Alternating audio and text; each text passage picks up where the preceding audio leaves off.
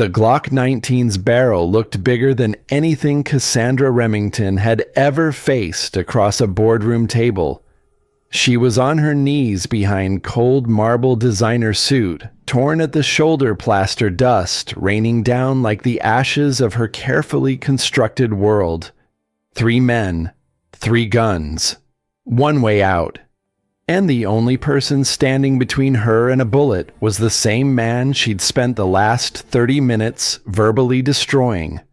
The janitor. The nobody from Oakland with calloused hands and worn work boots. 30 minutes ago, she'd told him he was beneath her, that his poverty was a personal failure, that his life meant nothing compared to hers.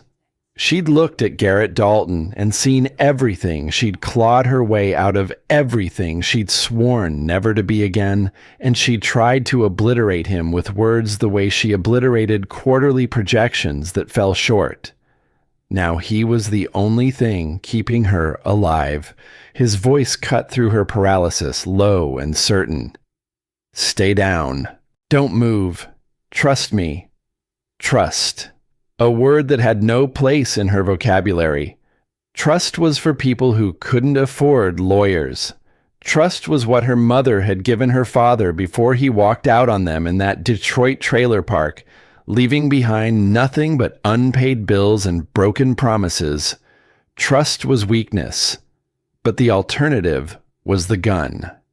So Cassandra pressed herself against the marble and discovered what it felt like to be powerless. 6 hours earlier, the October dawn broke over San Francisco in shades of amber and gold that made even the fog look expensive.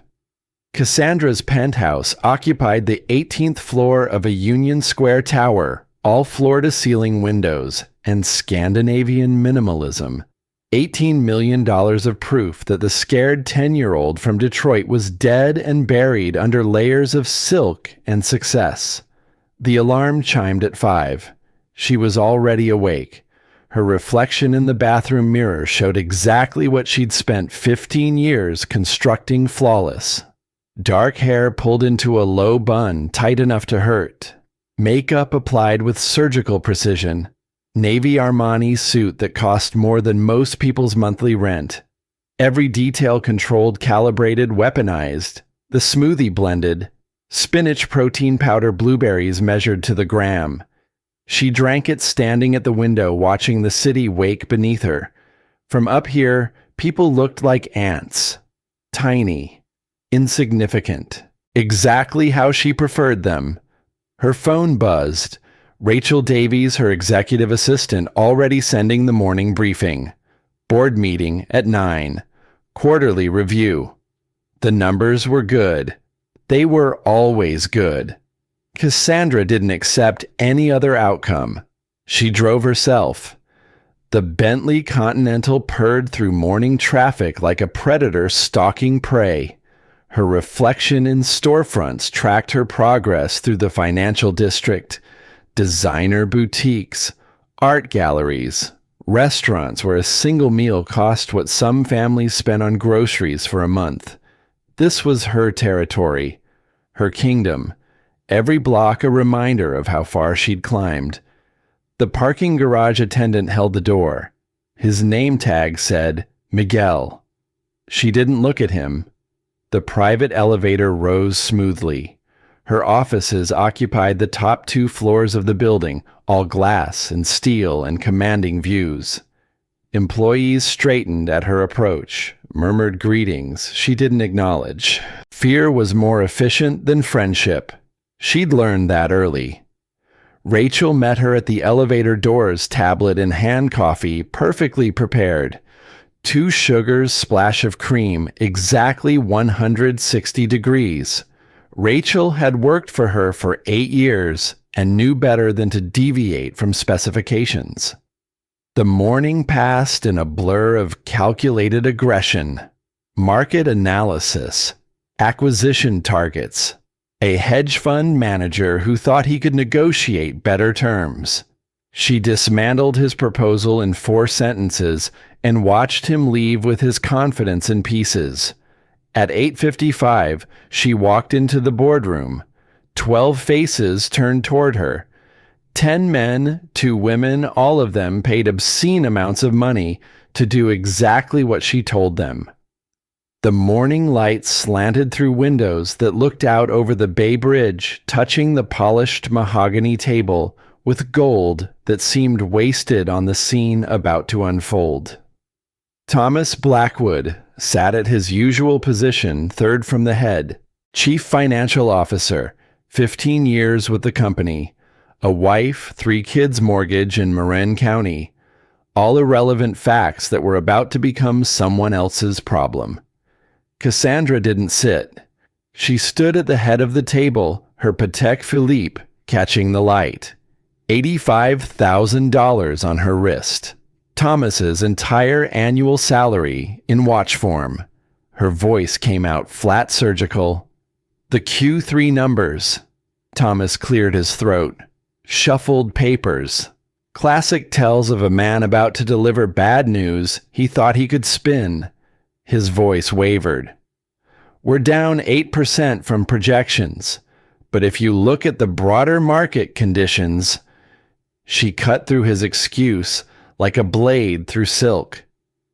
I don't look at market conditions. I look at results. You projected 12% growth. You delivered 4%. That's not a market problem. That's a Thomas problem. The room went silent. Someone coughed. Another person studied their hands with sudden fascination. Thomas tried to rally. Cassandra, I've been with this company since. Her hand rose. A simple gesture. He stopped talking. She let the silence stretch. Let it fill the room until it pressed against everyone's chest. Let them all remember who held their futures in her perfectly manicured hands. When she spoke, her tone could have flash-frozen water. Numbers don't lie, Thomas. Neither do I. You failed Q3. Which means you're done.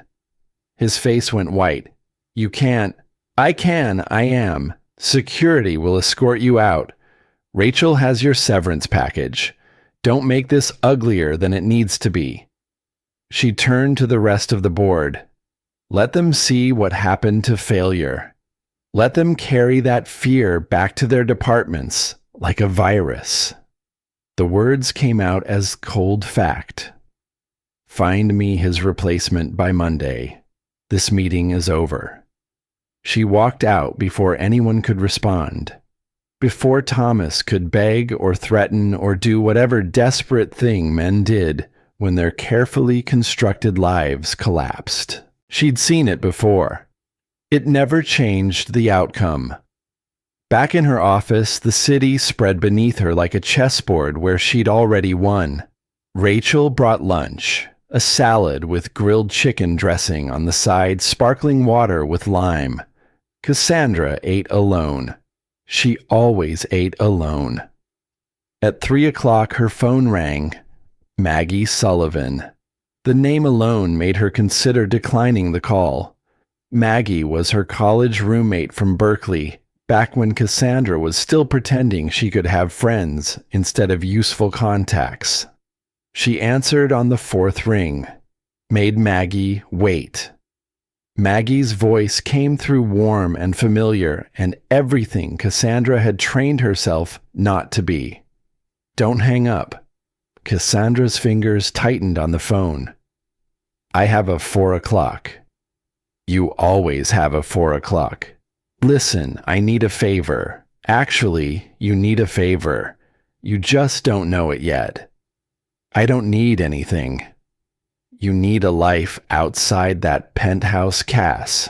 When's the last time you talked to someone who wasn't terrified of you? The truth sat in her throat like broken glass. She swallowed it. What do you want, Maggie?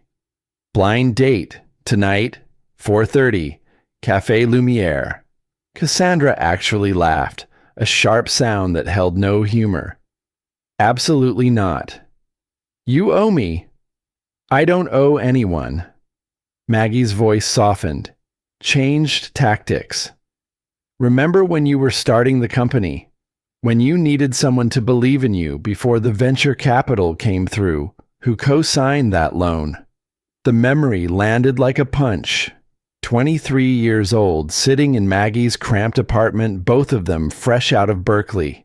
Maggie working as a social worker, making barely enough to survive, signing her name next to Cassandra's on a $50,000 loan that could have destroyed them both. Cassandra's jaw tightened. That was 15 years ago. And I've never asked for repayment until now. 2 hours of your time. Coffee with a good man. That's all I'm asking. I don't date. You don't live. There's a difference. Cassandra stared out at the city, at the empire she'd built from nothing but rage and determination and the absolute refusal to ever be poor again. She'd sacrificed everything for this view. Sleep, relationships, the possibility of ever being vulnerable again. She heard herself agree before she could stop the words. Fine, 2 hours. Then we're even. Maggie's relief came through the phone like sunshine. Thank you. His name is Garrett. He's different from your usual type. What does that mean? It means he's real. The line went dead. Cassandra sat in the silence of her office and felt something twist in her chest. Something that might have been curiosity or might have been dread. She couldn't tell the difference anymore. At 4:15, Rachel knocked. Her face showed careful neutrality. Ms. Remington, your 4:30 is here. Cancel it. But you said... I said cancel it. I have somewhere to be. She gathered her Hermes bag, $45,000 of status symbol, and walked out without explanation. The confused looks that followed her to the elevator meant nothing. Let them wonder. Let them speculate. She'd be back tomorrow to remind them why wondering about her was a waste of time they should spend working. The drive to Café Lumiere took 20 minutes through late afternoon traffic. She parked the Bentley in a garage that charged $30 for the first hour and didn't care. Money had stopped meaning anything years ago. It was just a way of keeping score. She arrived early, scanned the cafe with the same analytical eye she used on acquisition targets. Marble counters, pendant lights that probably cost more than most people's cars.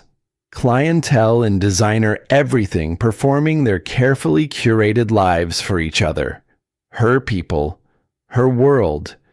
The table by the window gave her a clear view of the entrance. She sat, checked her watch. 4:27. 3 minutes early. She'd rather wait than be kept waiting. Her phone buzzed. Work emails. She answered them with ruthless efficiency. Approved a marketing budget. Rejected a proposal for international expansion. Fired off 3 directives that would have her team working past midnight. 4:30 came and went. She felt irritation spike. Tardiness was disrespect. Disrespect was unacceptable. At 4:35, the door opened. The man who entered made her regret agreeing immediately. He wore jeans, clean but worn Levi's that had seen better years. A gray Henley shirt that revealed nothing about designer labels or fashion sense. Work boots. Red Wing she noted with distaste. Good quality but old, the leather scuffed and weathered. No watch, no jewelry, no signals that he understood what kind of establishment this was or what kind of woman he was meeting. He scanned the cafe. His eyes found hers. Maggie must have shown him a photo. He walked toward her table with a quiet confidence that irritated her more than nervousness would have. Confidence required credentials. Nothing about his appearance suggested he'd earned any. She didn't stand, didn't offer her hand, just gestured to the chair across from her with the kind of casual dismissal usually reserved for waitstaff. Cassandra, His words emerged with careful precision. "I'm Garrett Dalton. Sorry I'm late. Bridge traffic." She let the words hang there, weighted with implication. "The bridge. You don't live in the city." "Oakland, Lake Merritt area." He said it without shame. That somehow made it worse. Shame she could work with. But this quiet acceptance of his circumstances, this lack of embarrassment about living in Oakland, it suggested he didn't even understand why he should be embarrassed. She allowed herself a small, cold smile. How economical. His jaw tightened almost imperceptibly.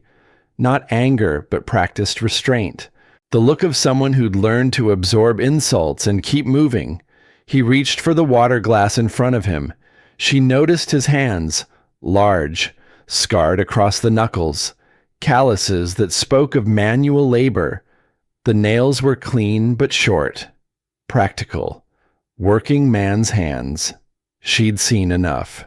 Her voice came out clinical precise. "I'm going to be direct, Garrett, because I respect efficiency, and I assume you do too, given your circumstances. Maggie means well, but she has a romanticized notion of compatibility that doesn't account for practical realities. You and I exist in fundamentally different worlds." His eyes met hers. Gray, she noted. Clear and steady in a way that suggested either stupidity or courage. She couldn't decide which. His voice stayed level. "We're sitting in the same cafe." "Are we?" She gestured around them, at the marble and the pendant lights and the clientele and their designer everything. "This is my world. Literally. I have standing reservations here. I'm guessing you looked at the menu outside and recalculated your budget for the month." His jaw tightened, almost imperceptible. "I can afford a cup of coffee. Can you?" Her gaze drifted pointedly to his worn boots, his faded shirt. "Because I'm looking at someone who probably took BART here, who works with his hands construction or maintenance, I'm guessing, and who thought showing up in work clothes was appropriate for a first date at a place where the average entree costs $60. The words landed exactly as intended. She watched them hit, watched him absorb the impact. He took a breath, let it out slowly. "I work in building maintenance at Oakland Community Hospital. I fix things when they break. Plumbing, electrical, HVAC, whatever's needed." Cassandra actually laughed, sharp, cutting. The sound drew glances from nearby tables. "A janitor. Maggie set me up with a janitor." "Maintenance engineer." No heat in the correction. Just that same careful neutrality, like he was stating facts for a report. She leaned back slightly, creating physical distance to match her emotional detachment. "Of course. How foolish of me to use the wrong title." She signaled their server. A young man who materialized instantly at her table, trained to respond to money. Her order came out crisp. "Espresso, please. Single origin medium roast." Then, as an afterthought, she glanced at Garrett. "And for you, regular coffee, I assume." "Just water's fine." The server nodded and retreated. Cassandra shook her head slowly, as if witnessing something both predictable and disappointing. "You can't even order coffee. Let me guess. You saw the prices and did the math. What is it, $12 for a cappuccino that's probably close to an hour of your wages?" Something like that. His hands had moved from the table to his lap, removing themselves from her line of fire. A defensive gesture. Good. Let him feel the weight of the gap between them. She pressed forward, twisted the knife. "So why are you here? Surely you know this is absurd. Look at you. Look at me. What exactly did you think was going to happen?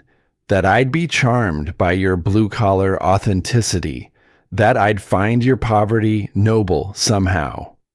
For the first time, something shifted in his expression. Not anger. She'd have respected anger, but something sadder. Resignation, maybe. The look of someone who'd had this conversation before in different forms. His voice stayed quiet.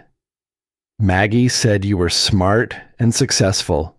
She said you worked hard for everything you have. She thought we might understand each other. Understand each other. She tasted the words like they were spoiled. I run a $12 billion investment firm. I have 420 employees across 8 offices worldwide. I negotiate with senators and CEOs and people who move markets with their phone calls. You fix toilets. Somebody has to. The simple truth of it infuriated her. Yes, somebody does. Somebody whose aspirations topped out at a steady paycheck and benefits. Don't mistake necessity for virtue, Garrett. You do what you do because you lack the intelligence, ambition, or education to do anything else. The server returned, placed her espresso with careful precision on the marble table. She didn't acknowledge him, didn't break eye contact with Garrett.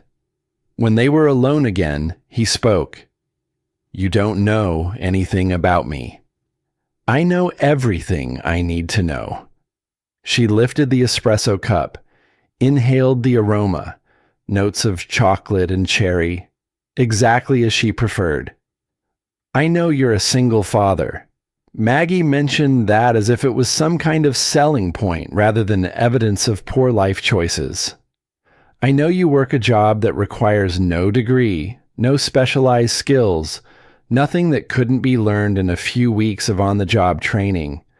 I know you live in Oakland, probably in a rent-controlled apartment that you're terrified of losing.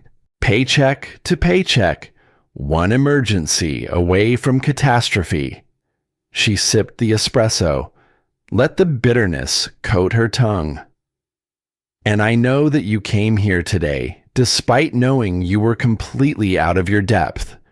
Probably because Maggie guilt-tripped you.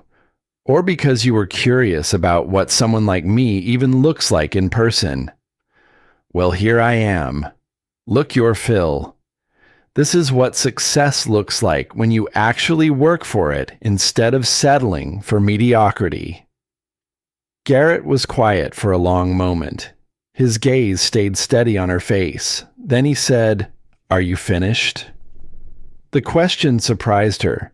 There was no anger in it, no wounded pride, just a simple inquiry, as if he was waiting for a meeting to conclude.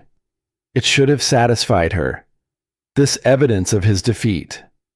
But instead, it irritated her further. Her voice came out sharp. Does the truth hurt? Is this the part where you get defensive? Where you tell me that money isn't everything, and there's dignity in hard work and other platitudes that poor people tell themselves to feel better about their situations? No. He shifted slightly in his chair, and she noticed something odd. His positioning gave him a clear view of both the cafe entrance and the emergency exit near the kitchen. Strange angle for someone who should be focused entirely on her. This is the part where I wonder what happened to you. Her spine straightened.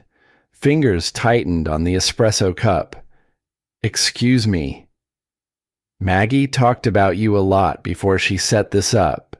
She told me you grew up in poverty, that your dad left when you were 6, that your mom worked 3 jobs to keep you fed, that you got into Berkeley on a full scholarship and graduated top of your class despite having to work nights and weekends to pay for books and food. Each word landed like a small explosion in her chest, detonating memories she'd buried under layers of silk and success. He continued, voice still measured. She said you built your company from nothing, that you understood struggle. He paused, held her gaze. So I'm wondering what happened between there and here. When did you forget what it felt like? When did you stop seeing people who are where you used to be and start seeing them as beneath you? Cassandra's hand trembled slightly. She set down the espresso cup before he could see. You don't know what you're talking about. Don't I? Something in his voice had changed. Still quiet, but with an edge now. I see someone who worked so hard to distance herself from where she came from that she can't even recognize her own reflection anymore. Someone so terrified of being vulnerable that she attacks first, hits hardest, makes sure everyone knows she's untouchable. I'm not terrified of anything, but her voice had lost some of its steel. Everyone's terrified of something. Garrett glanced toward the entrance again, that same odd scanning motion, then back to her. The difference is whether you let that fear make you cruel. She wanted to eviscerate him, to find the weakest point in his armor and drive her criticism through it like a blade. But before she could formulate her attack, she noticed something that stopped her cold. His attention wasn't fully on her. Even as they spoke, even as he held her gaze and responded to her barbs, part of his awareness was elsewhere, scanning, assessing. His body language had shifted in the last few minutes, still relaxed to casual observation, but there was a coiled quality to it now, like a spring compressed and waiting. Her voice came out demanding. Are you even listening to me? I'm listening. But his eyes had moved past her shoulder, tracking something in the cafe behind her. Keep talking. The presumption of it, the sheer audacity of this maintenance worker telling her what to do. It should have unleashed her full fury. Instead, something in his tone made her pause. It wasn't dismissive. It was tactical. His voice dropped to barely above a whisper. 3 men came in 4 minutes ago. 1 by the front entrance, 1 near the kitchen, 1 by the restroom hallway. They're positioning to control the exits. Ice slid down her spine. What are you talking about? Don't turn around. His hand moved across the table, not to touch her, but to gesture. Small, contained, a signal to stay still. The one by the entrance has a bulge under his jacket. Left side, probably a gun. The other 2 are carrying bags that are too rigid to be gym equipment. This was insane. This was Garrett trying to distract her from his humiliation, creating some elaborate scenario to shift the power dynamic. Her voice came out sharp. You're being ridiculous. This is San Francisco.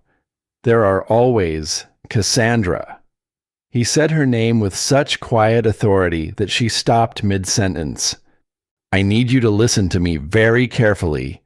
In about 30 seconds, something bad is going to happen in this cafe. When it does, I need you to stay calm and do exactly what I tell you. Can you do that? She stared at him, searched for the joke, the game, the manipulation. But his face was absolutely serious, his body language radiating a kind of controlled tension she'd never seen before. This wasn't the defeated janitor she'd been verbally dismantling. This was someone else entirely. The words came out smaller than she intended. You're scaring me. Good. His eyes moved past her again, tracking, calculating. Fear keeps you alert. Now when I move, I need you to drop to the floor and get behind the counter. Don't stop. Don't look back. Don't try to help. Just get behind cover and stay down until... The sound of shattering glass cut through the ambient cafe noise like a gunshot. Cassandra's heart seized in her chest as she whipped around, her training or lack thereof making her do exactly what Garrett had told her not to do. She looked. The man by the entrance had drawn a gun, sleek, black, terrifyingly real. He fired a round into the ceiling. Plaster dust rained down on the screaming patrons like snow in hell. The two other men Garrett had identified pulled weapons from their bags, military-style rifles that looked like they belonged in war zones, not San Francisco cafes. The leader shouted, accent thick, Eastern European, maybe Russian. "Everybody down hands where we can see, nobody moves, nobody dies." The cafe erupted into chaos, screaming, crying, the crash of overturned chairs and dropped dishes. A woman near the window tried to run and was grabbed by the man near the kitchen, thrown roughly to the ground. A businessman in a Brooks Brothers suit fumbled for his phone and had it kicked from his hand, the screen shattering against the marble floor. Cassandra couldn't move, couldn't breathe. Her entire worldview, the one built on control and power, and the certainty that money insulated her from the world's ugliness, shattered as completely as that phone screen. This wasn't supposed to happen. Not here. Not to her. Garrett's voice cut through her paralysis like a lifeline. "Cassandra, look at me." She tore her eyes from the gunman and found his face. Calm, steady, absolutely unfazed by the weapons and the screaming and the violence crackling through the air like electricity. "You're going to be okay, but I need you to move now." He rose from his chair in one fluid motion, positioning his body between her and the nearest gunman. His hand, that scarred, calloused hand she'd mocked, extended toward her, palm up, offering. Cassandra took it. The moment her fingers touched his, the world shifted. He pulled her down and forward in one smooth motion, using the table as cover as they moved toward the counter. Around them, other patrons were dropping to the floor. Some sobbing, some frozen in shock. The air smelled like fear and expensive perfume and the acrid bite of gunpowder. Garrett's voice came urgent in her ear. "Behind the counter. Get behind it and stay low." "What about you?" The question came out strangled. Barely words. "I'll be fine." He met her eyes one more time, and she saw something in them that terrified her more than the guns. Certainty. The absolute, unshakable certainty of someone who'd done this before. "Trust me." Then he was gone, moving away from her and toward the center of the cafe with a purposeful stride that defied every survival instinct screaming at him to hide. Cassandra scrambled behind the counter. Her Hermes bag skidded on the polished floor, her perfect suit jacket torn at the shoulder. She crouched beside a young barista, college-aged, crying silently, mascara streaming down her face, and watched through a gap in the counter as Garrett walked directly into the line of fire. The leader's voice boomed. "You on the ground now." Garrett stopped walking, but he didn't get down. He stood there, hands visible but not raised. His posture relaxed in a way that seemed almost insulting given the circumstances. His voice came calm, conversational. "You don't want to do this." The gunman actually laughed, harsh, no humor. "I don't want to. You see my gun. You see my friends. We do exactly what we want. I see 3 men with weapons and tactical training making a lot of noise in a cafe full of witnesses in the middle of San Francisco." Garrett's tone stayed level. "What I don't see is an exit strategy that ends with you getting what you want and walking away alive." The cafe had gone eerily quiet, the screaming reduced to muffled sobs and frightened breathing. Every eye was on Garrett and the gunman, watching the impossible unfold. A maintenance worker in worn jeans, standing up to armed robbers like he was discussing plumbing repairs. The gunman's expression darkened. "You think you're a hero. You think you save everyone. I think you're desperate. and Garrett's voice held something Cassandra had never heard from him before: command. And I think desperate people make bad choices, but you can still walk away from this. Nobody's hurt yet. The security response time for this address is 4 minutes. You've been here for 2. That gives you 2 minutes to leave before SFPD shows up with tactical units and turns this into a situation you can't walk away from. How you know security response time? The gunman's eyes narrowed, his weapon steadying on Garrett's chest. Because I know things. Garrett's gaze shifted slightly, taking in all 3 gunmen, calculating distances and positions with the same precision he'd used earlier when Cassandra thought he was being paranoid. Same way I know you're not professional criminals. Professional crews don't hit cafes in broad daylight, don't corner themselves in buildings with one entrance, don't bring more firepower than they need. You're either amateurs who watched too many movies, or you're here for something specific that has nothing to do with the cash register. The gunman's finger twitched on the trigger. Cassandra's breath caught in her throat. This was insane. Garrett was going to get himself killed. And for what? To prove something, to be the hero. To impress her after everything she'd said. You talk too much. Garrett took a small step forward, his hands still visible, still not raised in surrender. I'm trying to save your life, because in about 90 seconds, when those sirens start, and they will, you're going to have to make a choice. Hostages or escape. You can't have both. And if you choose hostages, if you make this a standoff, you're not walking out of here.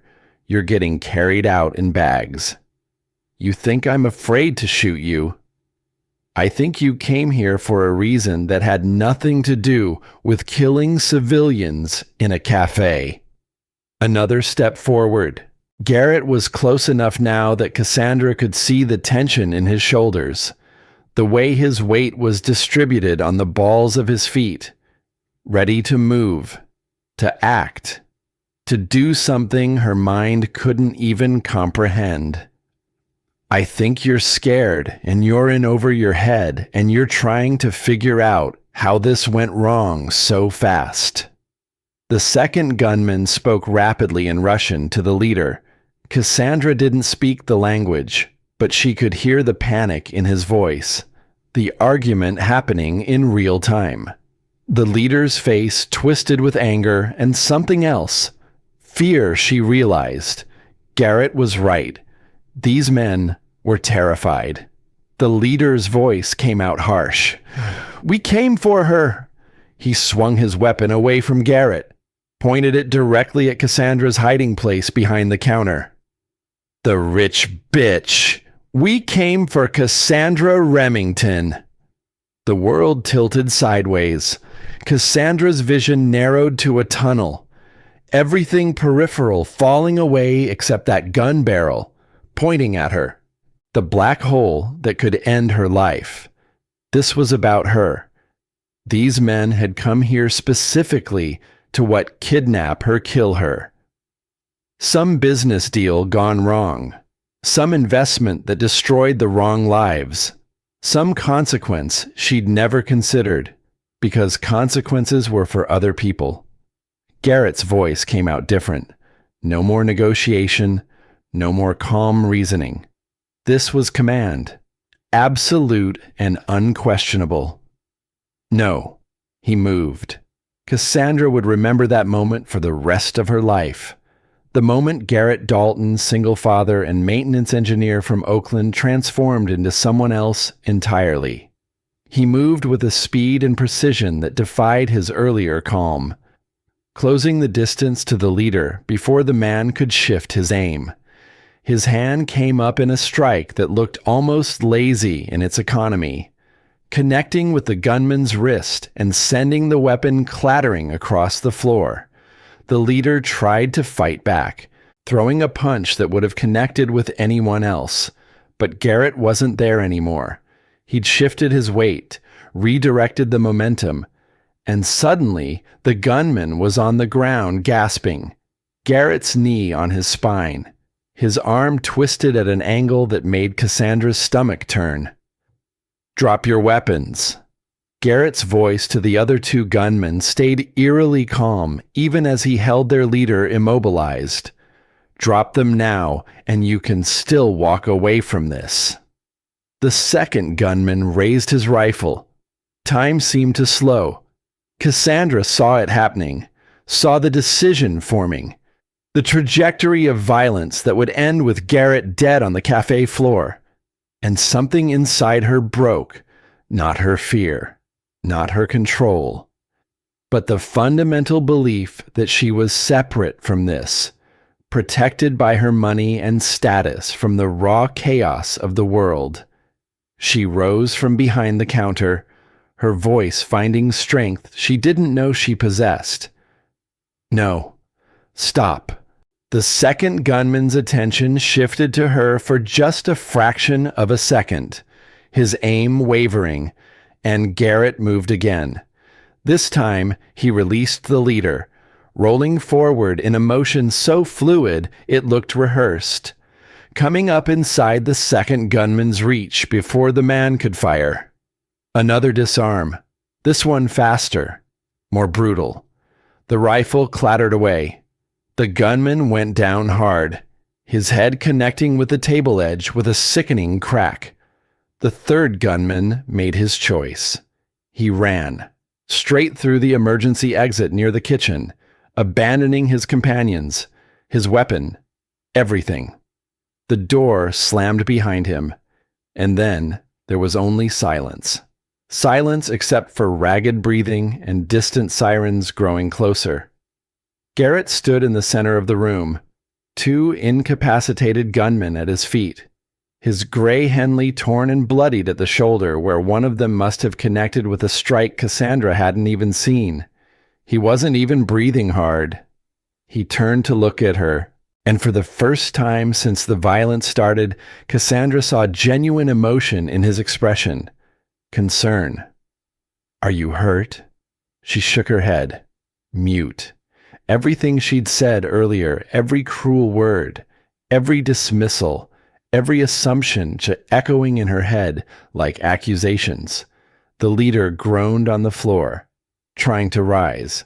Garrett put a boot on his shoulder. Gentle pressure, just enough to keep him down. "Stay." The sirens were deafening now, multiple units converging on the cafe. Through the windows, Cassandra could see SFPD vehicles blocking off the street, officers emerging with weapons drawn, moving with the kind of precision that suggested tactical training. Garrett raised his hand slowly, making himself non-threatening as police burst through the entrance. Shouting commands, his voice came clear, calm. "Two suspects down, non-lethal force. Third suspect fled through rear exit approximately 90 seconds ago, heading east. Civilians are frightened, but mostly unharmed. I'm the one who engaged the suspects. I'm going to kneel now and put my hands behind my head." He did exactly that, smooth and controlled, like he'd done it 100 times before. The police swarmed in, securing the gunman, checking civilians, establishing a perimeter. A female officer approached Cassandra, asking questions she couldn't process, checking her for injuries her body was too shocked to register. The whole time, her eyes stayed locked on Garrett, kneeling on the floor with his hands behind his head, calmly answering an officer's questions. One of the cops studied him. "Who are you?" "Garrett Dalton. I work maintenance at Oakland Community Hospital." "You military?" A pause, so brief Cassandra almost missed it. "Used to be." "What unit?" Another pause. "That's classified." The cop studied him for a long moment, then seemed to make a decision.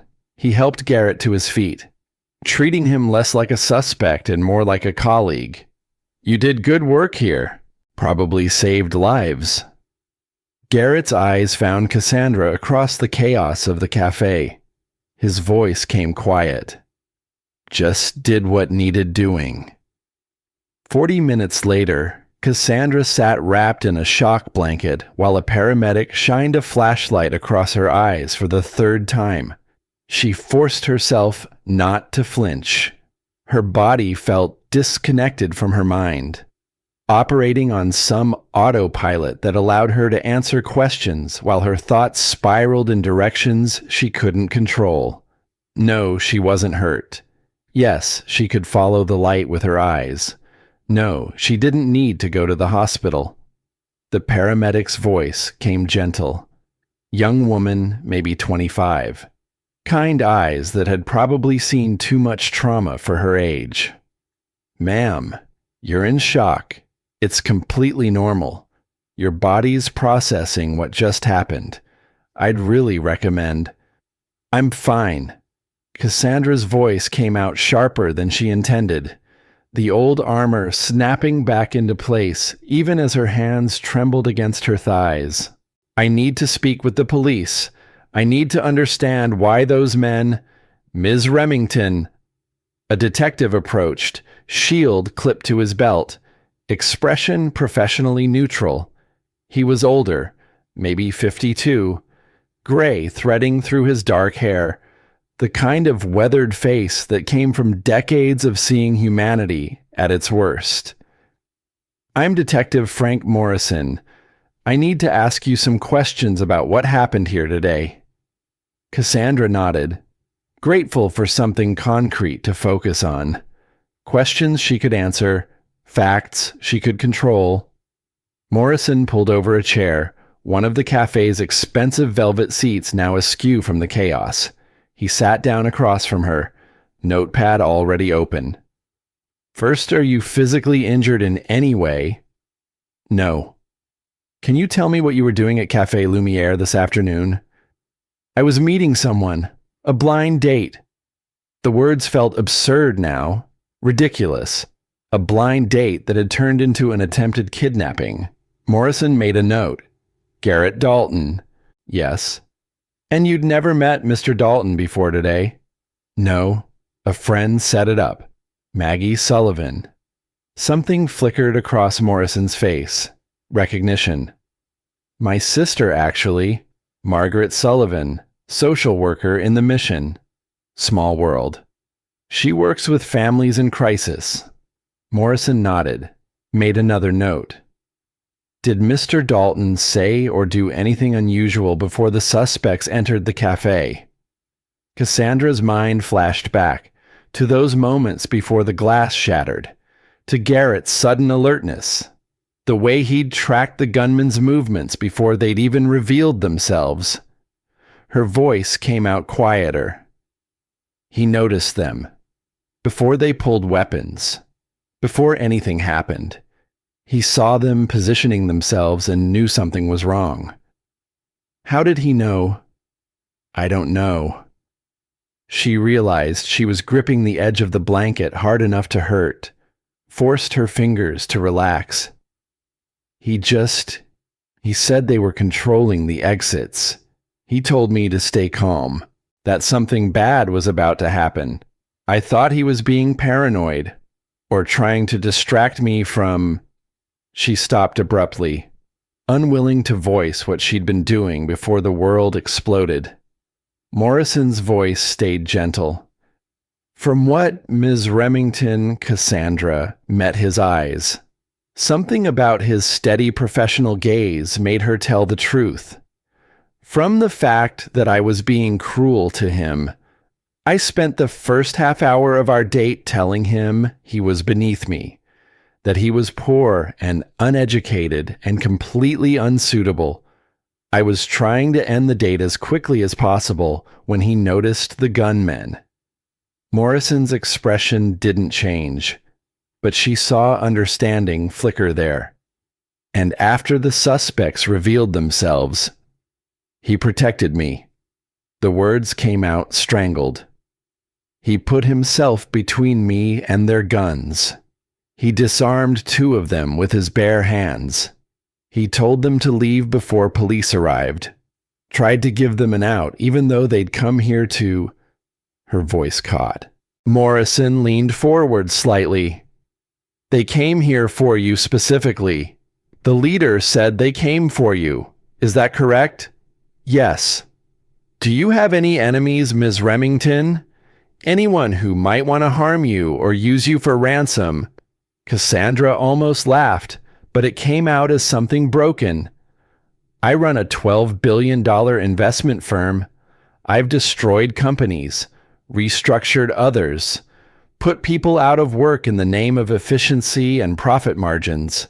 I have hundreds of enemies, thousands maybe. People who lost their jobs, their investments, their futures because of decisions I made. She stopped, took a breath. But to actually come after me physically, to try to kidnap me, that requires a different kind of hatred or desperation. Morrison flipped a page in his notebook. We'll need a list of your recent business dealings, particularly any that involved foreign entities or individuals who might have connections to Eastern European organized crime. The words sent ice through her veins. Organized crime. The suspects are being questioned now, but preliminary identification suggests they have ties to Bratva, Russian criminal organization operating out of Brighton Beach with connections here in the Bay Area. We're working to determine if this was a kidnapping for ransom retaliation for a business dispute or something else entirely. He paused, studied her face. You're a high-profile target, Ms. Remington. Wealthy, powerful, recognizable. That makes you vulnerable in ways you may not have considered. Cassandra thought about her penthouse apartment with its floor-to-ceiling windows overlooking the bay, about the predictable morning routine, about the restaurants and events she attended where her presence was noted in business columns. She'd built her life to be visible, to be known, to prove to everyone, including herself, that she'd made it. The idea that visibility could be weaponized against her had never occurred to her. What happens now? Morrison closed his notebook. We investigate, we question the suspects, we trace their connections and try to determine if there are additional threats. In the meantime, I'd recommend increased security, private protection, changes to your routine, heightened awareness of your surroundings. He stood, his knees creaking slightly. You got lucky today, Ms. Remington. You happened to be on a date with someone who had the training and instinct to recognize a threat and neutralize it. Most people aren't that fortunate. He walked away, leaving Cassandra alone with that truth settling over her like a weight. Lucky.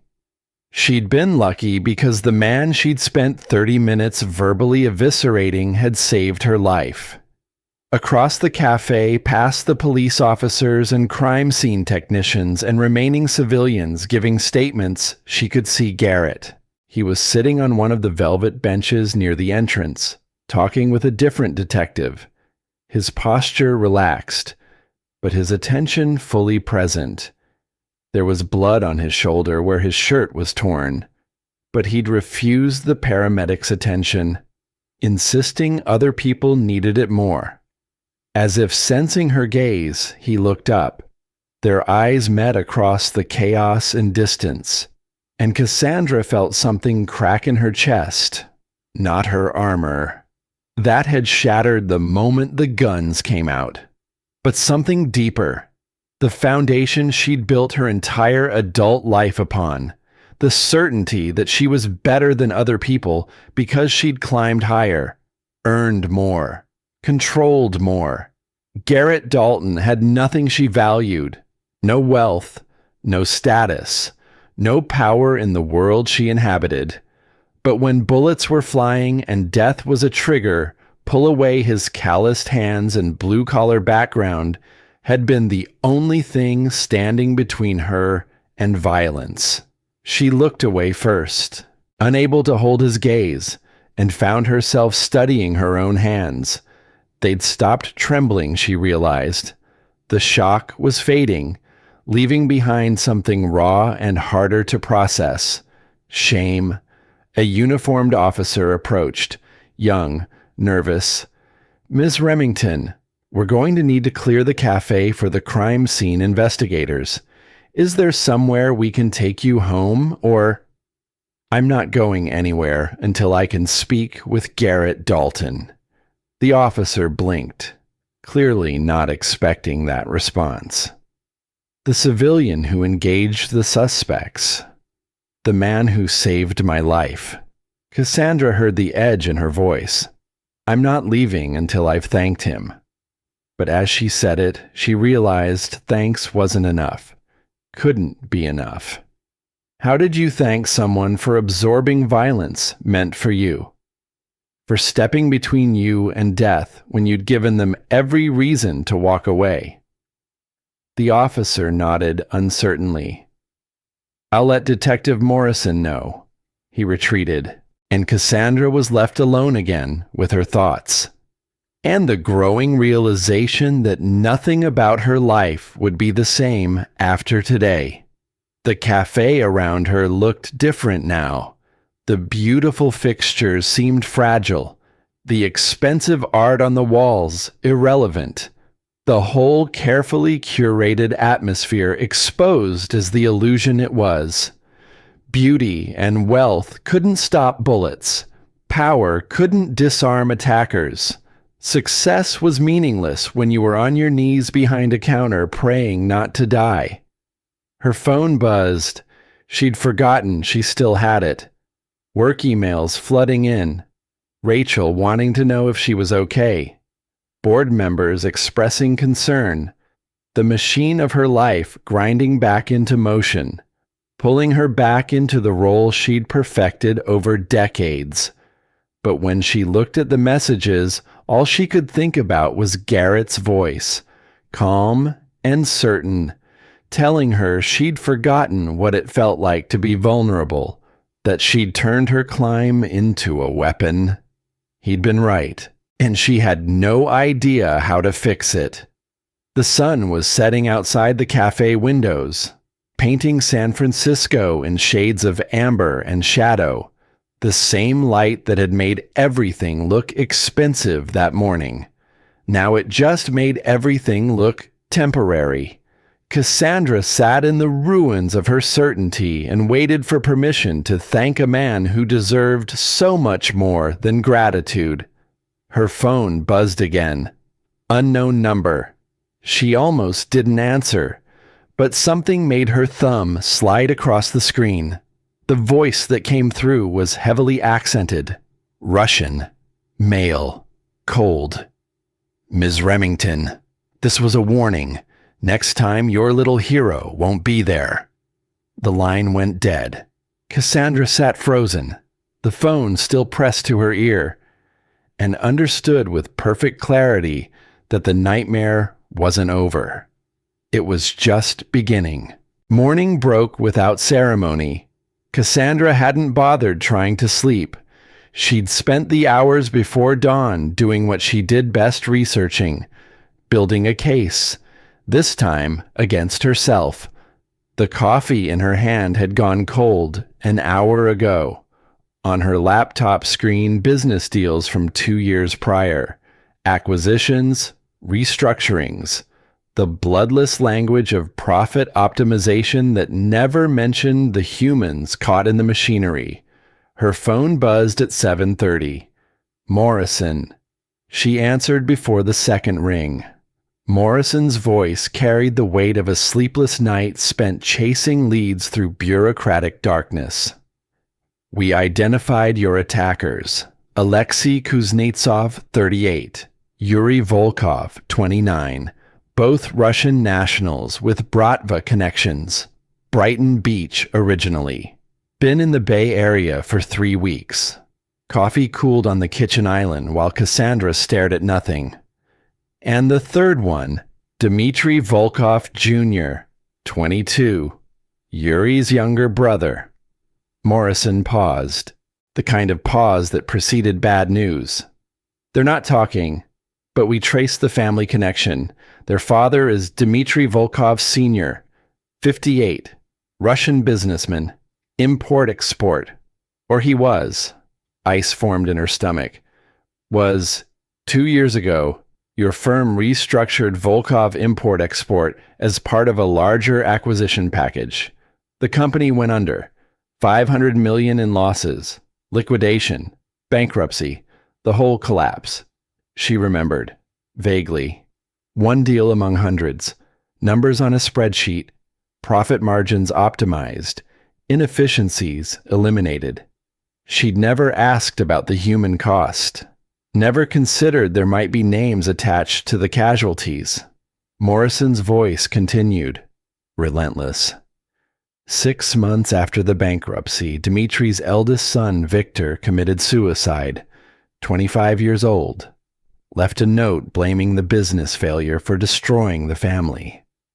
The coffee cup slipped from her fingers, shattered on Italian marble, brown liquid spreading like blood. Her voice came out barely above a whisper. I killed his son. You didn't pull a trigger. You executed a business deal. That ended with a 25-year-old dead, with a father so broken by grief, he sent his other sons to kidnap me in broad daylight.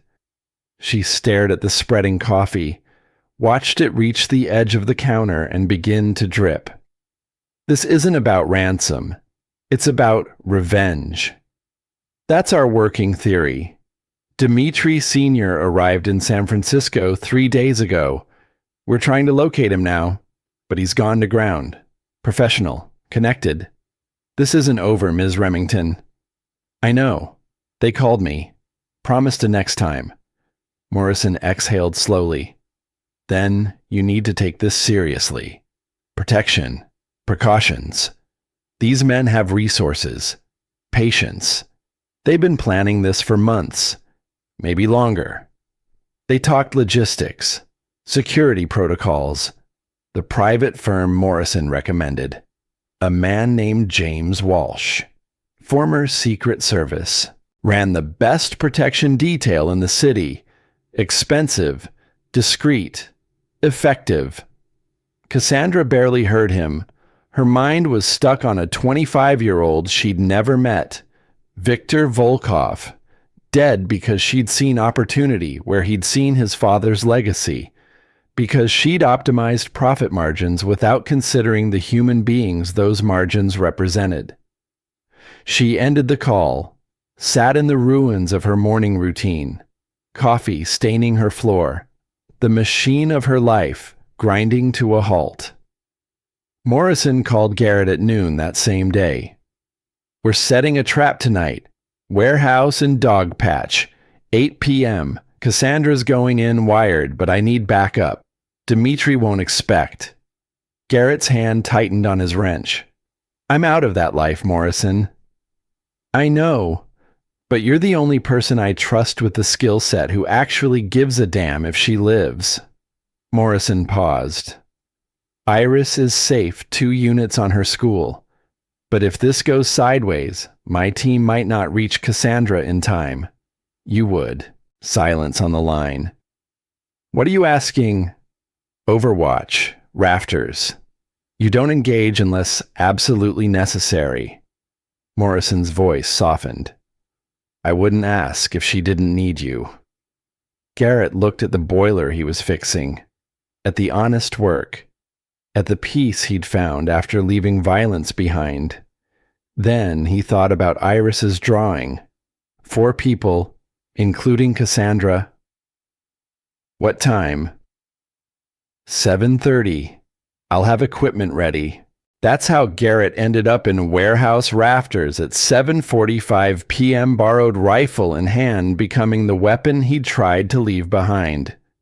Morrison's voice crackled in his earpiece. Position. Set, clear view of floor. 4 entries covered. She arrives in 10. Remember only if her life's in immediate. I know the drill, Morrison. But as he settled in rifle against shoulder, Garrett wondered if men like him ever really left the war, or just found new people to protect. At 8 that morning, Cassandra called Rachel. Her voice came out steady despite everything. The CEO mask sliding back into place. The instructions were crisp. Cancel my morning. Reschedule the board meeting.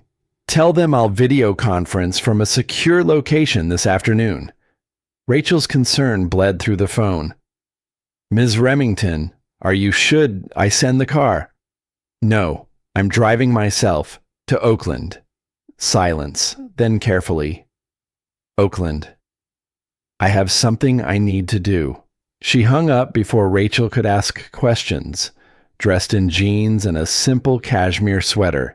No armor today, no power suit, just clothes that didn't scream wealth and status and everything Garrett had been right to criticize. The drive to Oakland Community Hospital took 30 minutes through late morning traffic. She parked the Bentley in a public lot and felt immediately conspicuous. The car stood out like a diamond in dirt. She should have taken an Uber. Should have thought about optics. But thinking clearly wasn't something she seemed capable of anymore. The hospital was a sprawling complex of buildings that had seen better decades. Cream-colored walls gone dingy with age. Windows that needed washing. The kind of facility that served people without options, without resources. The kind of place she'd spent her entire adult life ensuring she'd never need again. The information desk was staffed by a woman in her 60s. Gray hair pulled into a practical bun. Name tag that said Doris. She looked up as Cassandra approached, and something in her expression shifted.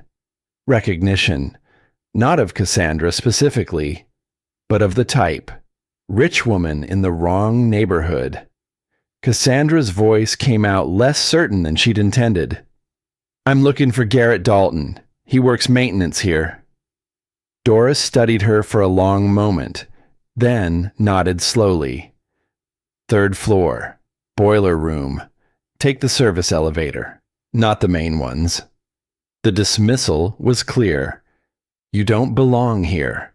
Use the back entrance. Cassandra found the service elevator. Cramped. Smelled like industrial cleaner and old metal. A poster on the wall advertised a food drive for hospital families. Donate non-perishables. Help your neighbors. Community over charity. The 3rd floor opened onto a maintenance corridor. Concrete floors. Exposed pipes running along the ceiling. The steady hum of machinery. This was the hospital's infrastructure. The hidden mechanics that kept everything running while doctors and patients existed in the polished spaces above. She followed the sound of work. Metal on metal. Tools being used with practiced efficiency. Found Garrett in a cramped room filled with boilers and HVAC equipment. He had his back to her, working on a pipe assembly, his hands moving with the same precision she'd seen when he disarmed gunmen. He spoke without turning. You're lost. Main elevators are back toward the front of the building. I'm not lost. He went still, set down the wrench, turned slowly. His expression showed surprise, then careful neutrality. The same look he'd worn through 30 minutes of her verbal abuse. Armor of his own, different from hers, but just as effective. Ms. Remington. Cassandra, please. Cassandra. He wiped his hands on a rag. Grease stains on denim. The physical evidence of honest work. What are you doing here? I came to apologize. The words felt inadequate, even as she said them. For everything I said yesterday, every judgment, every cruel assumption, I was wrong. About you, about what matters, about everything. He studied her face, those gray eyes that had seen through her defenses from the start. Apology accepted. Just like that. What do you want me to do? Make you grovel? Hold it over you? He shook his head. Life's too short for grudges. You were cruel. I've experienced worse. You apologized. We move forward. How are you, this... She struggled for the word. Gracious. After what I said. After I tried to make you feel worthless. Because you were the one feeling worthless. Not me. He leaned against the boiler. Crossed his arms. I know who I am. What I'm worth. Your opinion doesn't change that. You were scared. Protecting yourself the only way you knew how. By attacking first. Morrison told me about Victor Volkov. Recognition crossed his face like a shadow. The son who died. Because of me. Because of a deal I made without thinking about the people it would destroy. His father sent those men yesterday. Not for ransom. For revenge. That's not your fault. Isn't it? Her voice rose, cracked. I bankrupted his company. His son committed suicide. His family fell apart. And I never even knew their names. Never considered that the numbers on my spreadsheet represented real lives. Garrett was quiet for a moment, then pushed off from the boiler, closed some of the distance between them. His voice came gentle but firm. You made a business decision. A bad one, maybe. One without enough consideration for the human cost. But Victor's death, that was his choice. Dimitri's revenge, that's his choice. You don't get to carry responsibility for other people's actions just because it fits your narrative of being a terrible person. I am a terrible person. No, you're a hurt person who learned to protect yourself by hurting others first. There's a difference. He paused. And you're here, in Oakland, in a hospital basement, apologizing to a janitor. That's not something a terrible person does. Maintenance engineer. The corner of his mouth twitched, almost a smile. You remembered. I remember everything you said, every truth you told me about who I'd become. She took a breath. Morrison said they're not done, that Dimitri is still out there, planning something else. I know. They called you. How did you? Morrison called me this morning, asked if I'd seen anything suspicious. Anyone watching my place? His jaw tightened. Anyone watching Iris? The name landed like a stone in water, ripples spreading. Your daughter. They photographed her at school, at the playground, walking home with my neighbor. His voice stayed level, but she could hear the rage underneath, the kind of controlled fury that preceded violence. They're using her to get to me, to get to you. Cassandra felt cold spread through her chest. Because you saved me. Because I was there. Because I got involved. Because that's what I do. I get involved when people need help, even when they don't deserve it. The barb landed. Accurate. Deserved. She met his eyes. What are we going to do? He raised an eyebrow. This isn't your fight anymore. You've got money, security. You can disappear into a safe house until Morrison catches these guys. Iris and I will manage. We always do. By hiding, by running. By being smart. By not taking unnecessary risks. You took an unnecessary risk yesterday. For me. That was different. How? Because you were in immediate danger. Because I had the skills to help. Because, he stopped, looked away. It doesn't matter. Point is, you should go. Back to your penthouse, your empire. Let the professionals handle this. I can't. The words came out stronger than she felt. Those men came for me. They're threatening your daughter because of me. Because I spent 15 years making enemies without considering the consequences. I can't just walk away from that. You can. You should. What if I don't want to? She stepped closer, into his space. What if I want to help? To actually do something instead of just writing checks and pretending money fixes everything. You don't know how to help. Your world is boardrooms and balance sheets. This is, he gestured around them, at the boiler room, the hospital, the life he'd built. This is real, messy, complicated. You can't optimize your way out of organized crime. Then teach me. The plea came out raw, honest. Teach me how to be useful, how to show up instead of just throwing money at problems, how to be, she struggled, human, real, like you. Garrett studied her face for a long time, long enough that she thought he'd refuse. Send her back to her penthouse with her inadequate apology and let her drown in guilt alone. Then he sighed. There's a community meeting tonight at St. Patrick's Church. Father O'Malley is coordinating protection for Iris. Neighbors watching out for each other. If you're serious about helping, about showing up, be there. 7 o'clock. I'll be there. Don't bring your Bentley. Rent something normal, a Toyota, a Honda. Something that doesn't scream, rob me. Okay. And Cassandra, he held her gaze. This isn't your world.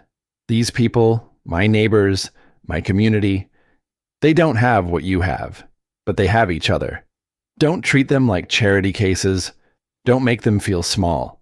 They're just people trying to survive, like you used to be. The reminder landed perfectly, a mirror held up to who she'd been before she'd forgotten. She nodded. I understand. Good. He turned back to his work, picked up the wrench. 7 o'clock. Don't be late. She left the way she'd come, service elevator down, past Doris at the information desk, out into the Oakland afternoon that smelled like exhaust and possibility and fear. In the parking lot, she sat in her Bentley and called a rental agency, requested a gray Honda Accord, something invisible. Something that wouldn't make her a target or an object of resentment. Then she drove back to San Francisco, to her penthouse, to the video conference with her board where she'd pretend everything was normal while her world tilted on its axis. But first, she sat in traffic and cried for a 25-year-old named Victor, for his father's grief, for the daughter she'd put in danger, for the man she'd tried to destroy who kept showing her mercy she didn't deserve, and for the woman she used to be. Before success had hardened into cruelty, before climbing had become the only thing that mattered. The traffic moved. She wiped her eyes, put the Bentley in gear, and wondered if it was possible to unlearn 15 years of survival instincts that had kept her safe but left her utterly alone. St. Patrick's Church sat in a neighborhood that gentrification hadn't reached yet. Small houses with chain-link fences. Cars from the previous decade parked on streets that needed repaving. Corner stores with hand-painted signs and barred windows.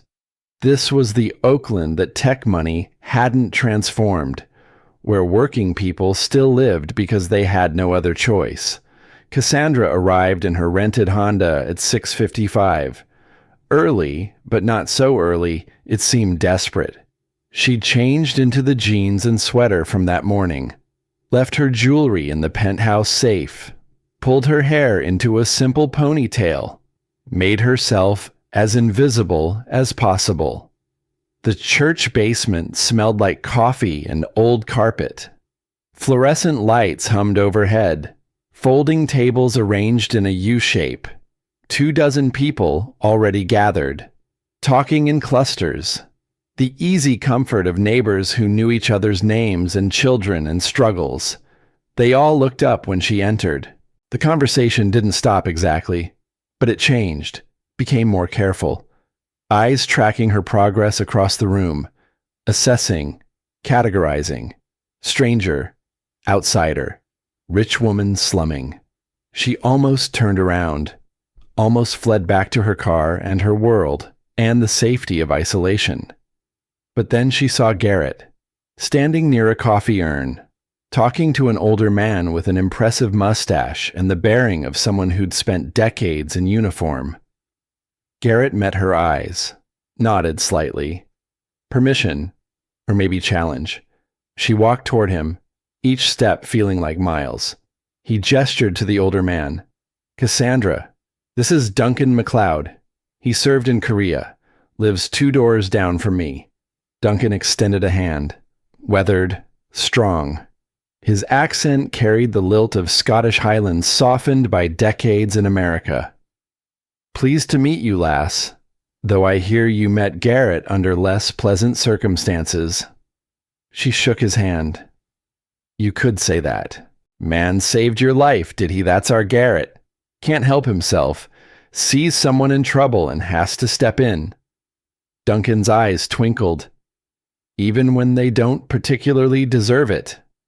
The barb landed gently, humor masking judgment. Cassandra managed a small smile. Especially then, it seems. A woman approached, mid-50s, teacher's energy, practical shoes and kind eyes. You must be Cassandra. Garrett mentioned you might come. I'm Martha Brennan, no relation, just happen to share the surname. More introductions. Evelyn Walsh, the landlady Garrett had mentioned.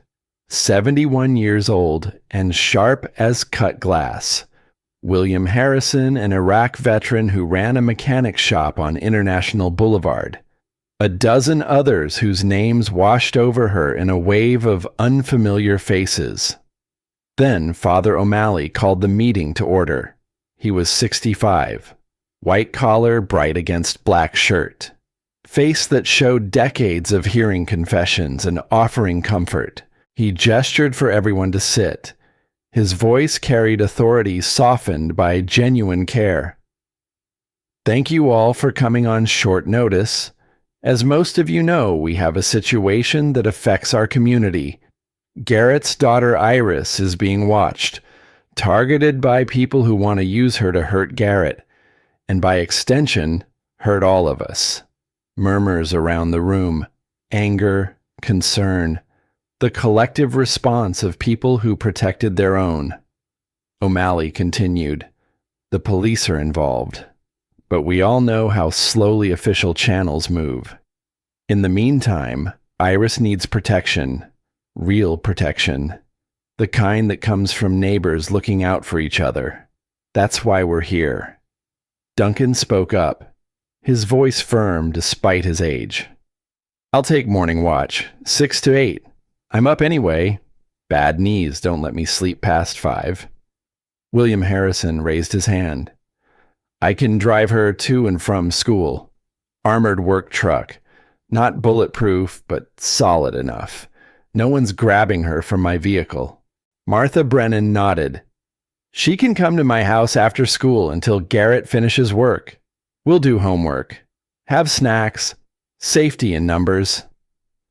One by one they volunteered, creating a web of protection around an 8-year-old girl they all loved. Not because of obligation, but because this was what community meant. Showing up, taking care of each other, being the safety net that institutions couldn't provide. Cassandra sat silent, watching something she'd never experienced. Community in action. People with limited resources creating abundance through solidarity. No money changing hands. No contracts signed. Just trust. Just showing up. Evelyn Walsh turned to her. And what about you, dear? How do you fit into all this? 20 pairs of eyes swiveled, waiting, assessing, making her prove she deserved to be here. Cassandra's throat went dry. I'm the reason they're targeting Iris. The men who came to the cafe were after me. Because of a business deal I made. A man's son died. His father blames me. Garrett got involved trying to protect me. Now his daughter is paying the price. Silence, heavy, judgmental. Then Evelyn's voice cut through, sharp but not unkind. That doesn't answer the question, dear. How do you fit? What can you contribute? Because this isn't a spectator sport. Either you're in or you're out. I want to help. The words came out smaller than intended. I have resources, money, connections. I can hire security, pay for whatever you need. We don't need your money. Duncan's voice carried finality. We need hands, presence, people who show up when called. Can you do that? Could she abandon board meetings and acquisition deals to babysit an 8-year-old? Could she put someone else's needs before her own agenda? She met Garrett's eyes, saw the question there, the same one he'd asked that morning. Are you serious about this? Or is this just guilt masquerading as redemption? Her voice came stronger. Yes, I can show up. Tell me what you need and I'll be there. Father O'Malley smiled, gentle, welcoming. Well then, welcome to the community, Cassandra. Your first assignment is tonight. We're having dinner after this meeting. Communal. Everyone brings something. You'll help Evelyn and me with setup and serving. Okay, yes. And tomorrow morning, Evelyn added, you'll come to my house at 6:30. I'm teaching you how to make a proper breakfast. Eggs, bacon, hash browns. Iris likes her eggs scrambled with cheese. If you're going to be part of her protection detail, you need to know how to feed her. Cassandra nodded, overwhelmed, terrified, but also something else, something that felt almost like hope. The meeting continued. Logistics, schedules, communication protocols. They created a system with military precision, Duncan coordinating from his decades of service, William providing transportation backup, Martha handling after-school care, Evelyn managing the central hub of information. And somehow, Cassandra found herself woven into the fabric. Morning breakfasts with Evelyn, afternoon homework, help with Martha, weekend errands, rotation with Duncan. When the meeting ended, people began pulling food from bags, casseroles, salads, fresh bread. A communal meal materialized from individual contributions, the way communities had fed themselves for centuries, before restaurants and delivery apps and the isolation of wealth. Evelyn handed Cassandra an apron. Kitchen's through there. Let's get you started. The church kitchen was cramped, commercial but old, equipment that had seen decades of use. Evelyn moved through it with practiced efficiency, setting out plates, organizing serving spoons, directing Cassandra with the gentle firmness of someone who'd taught many students. They worked in comfortable silence. Then Evelyn spoke. Garrett told us what you said to him at that cafe. Cassandra's hands stilled on the plates she was arranging. All of it, enough. The parts about him being poor, uneducated, beneath you. Evelyn met her eyes. Why? Because I was scared. Of what a maintenance worker in worn jeans, hardly threatening. Of what he represented. Someone who reminded me of where I came from, who I used to be before I built all these walls to protect myself. The admission came easier than expected. I looked at him and saw my past, and I tried to destroy him for it. Evelyn nodded slowly. And now I see someone who has what I spent 15 years chasing: community, purpose, people who actually care if he lives or dies, not because of what he can do for them, but because of who he is. And you want that. I don't know if I deserve it. Probably don't. Evelyn's bluntness carried no malice, just honesty. But deserving has nothing to do with it. Community isn't earned, it's built. One meal at a time, one morning breakfast, one afternoon homework session. You show up, you contribute. Eventually, you belong. She handed Cassandra a stack of napkins. Now let's feed these people. That's where belonging starts. Breaking bread together. They carried food to the tables.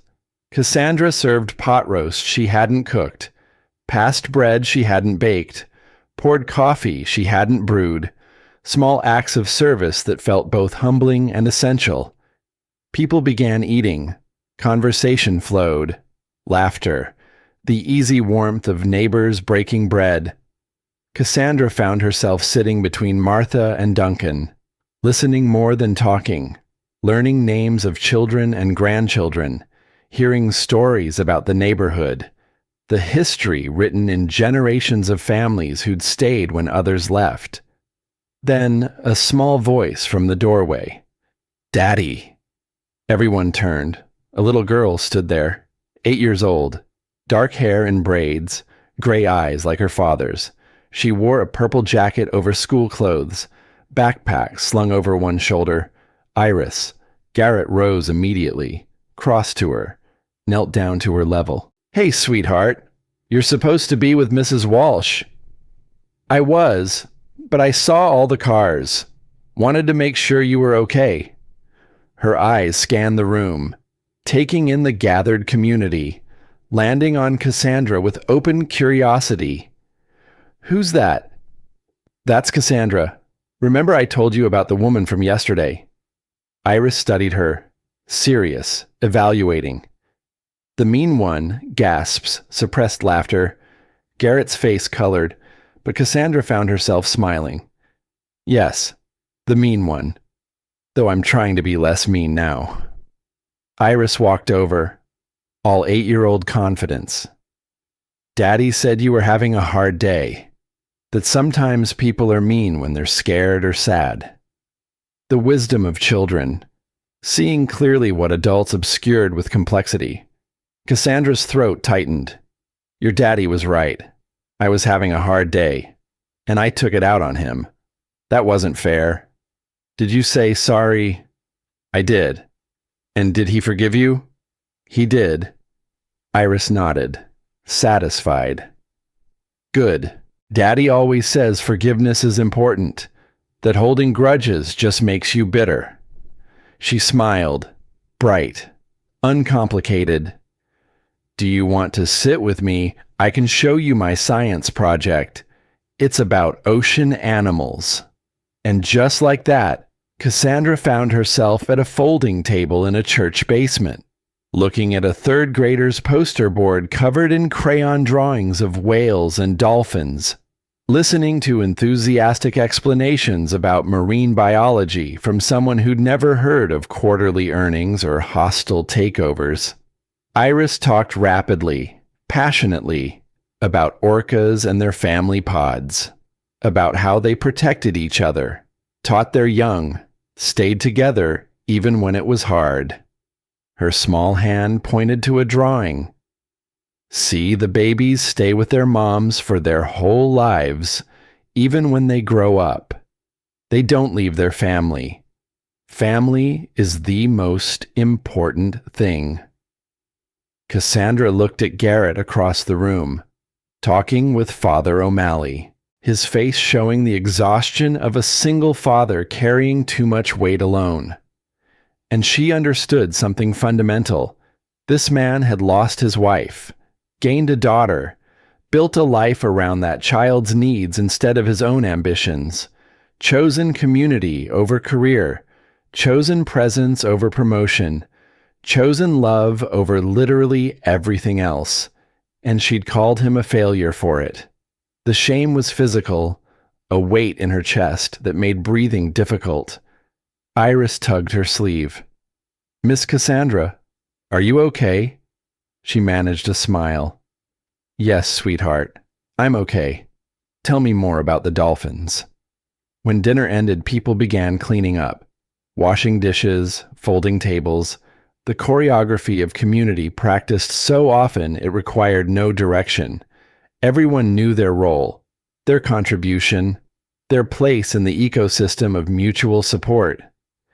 Cassandra helped Evelyn with dishes, hands in soapy water for the first time in over a decade. Her manicure would be ruined. She found she didn't care. Garrett approached as Cassandra was leaving, Iris already asleep against his shoulder, exhausted from the excitement. He kept his words soft. "Thank you for coming. Thank you for letting me. Evelyn's serious about tomorrow. She'll expect you on time. I'll be there. And Cassandra..." He shifted Iris's weight, careful not to wake her.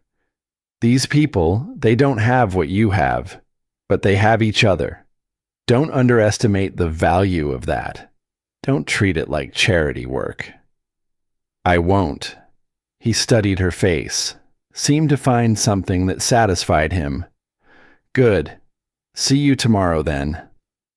He walked out into the Oakland night, carrying his daughter toward home, leaving Cassandra standing in the church basement surrounded by the evidence of community she'd never known. She drove back to San Francisco in the rented Honda, crossed the bridge into a city that felt foreign now, parked in her building's garage next to cars worth more than some houses, rode the elevator to her penthouse. The space felt even emptier than before. All that square footage, all that expensive furniture, all that proof of success, and not a single person who'd notice if she didn't come home. Her phone buzzed. Unknown number. Her hand trembled as she answered. "Hello," heavy breathing. Then that Russian accent. "You were in Oakland tonight, at a church, with the Janitor's people." Her blood turned to ice. They were watching, following, cataloging her movements. The voice continued. "You think community can protect you? You think those poor people can stop what's coming?" A laugh, dark, humorless. "Dmitri sends his regards, and a message. We know where the girl sleeps. We know every move she makes. And when we're ready, we'll take her. Then we'll take you. And your little hero will watch both of you die." The line went dead. Cassandra stood frozen in her penthouse. $18 million of security, all of it meaningless against patient malice. She called Morrison immediately. He answered on the first ring. She told him about the call, the threat, the surveillance. His response was immediate. "I'm sending patrol units to Garrett's address and to the church. We'll increase presence in the area." "That's not enough. It's what we have. We're still trying to locate Dmitri Sr. He's gone to ground, using the Bratva network to stay hidden." He threatened Iris, an 8-year-old girl. "I know." Morrison's voice carried the weight of too many cases, too much evil. "Ms. Remington Cassandra, you need to consider leaving the city until we catch these men. A safe house. Somewhere they can't find you." "I'm not running." "Then you're betting your life that we'll get them first." "So be it." She hung up, stood at her window looking out over the city, at the lights spreading to the horizon. All those lives being lived. All those people who'd learned what she was only beginning to understand. That money couldn't buy safety. That power was an illusion. That the only real protection came from people who cared if you lived or died. And she'd spent 15 years ensuring no one had reason to care. Tomorrow morning, 6:30, Evelyn's house. Learning to make breakfast for a child whose life she'd endangered. It wasn't redemption. Not yet. But it was a start. She set her alarm, climbed into bed, and for the first time in years, fell asleep thinking about someone other than herself. The warehouse sat in dog patch like a scar on the waterfront, abandoned decades ago when shipping moved to Oakland. Now just rusted metal and broken windows. Perfect for what Morrison needed. perfect for the trap they were setting. The wire dug into Cassandra's ribs as she positioned herself center floor beneath a silk blouse that cost more than the building was probably worth. The FBI technician had explained the setup 3 times. Simple activation, voice-activated recording, panic buttons sewn into her sleeve. Morrison's team positioned in surrounding buildings with clear sight lines. Professional, controlled. The kind of operation that should have made her feel safe. It didn't. She checked her watch. 7:58. Rachel had fed the false information yesterday. Meeting with potential Russian investor. 8 p.m. warehouse district. Come alone, or the deal dies. Dmitri would come. Morrison was certain. The man wanted to look her in the eye when he destroyed her. Wanted her to understand what he'd lost, what she'd taken. Revenge required witnesses. Required the victim to know why they were suffering. Footsteps echoed from the entrance.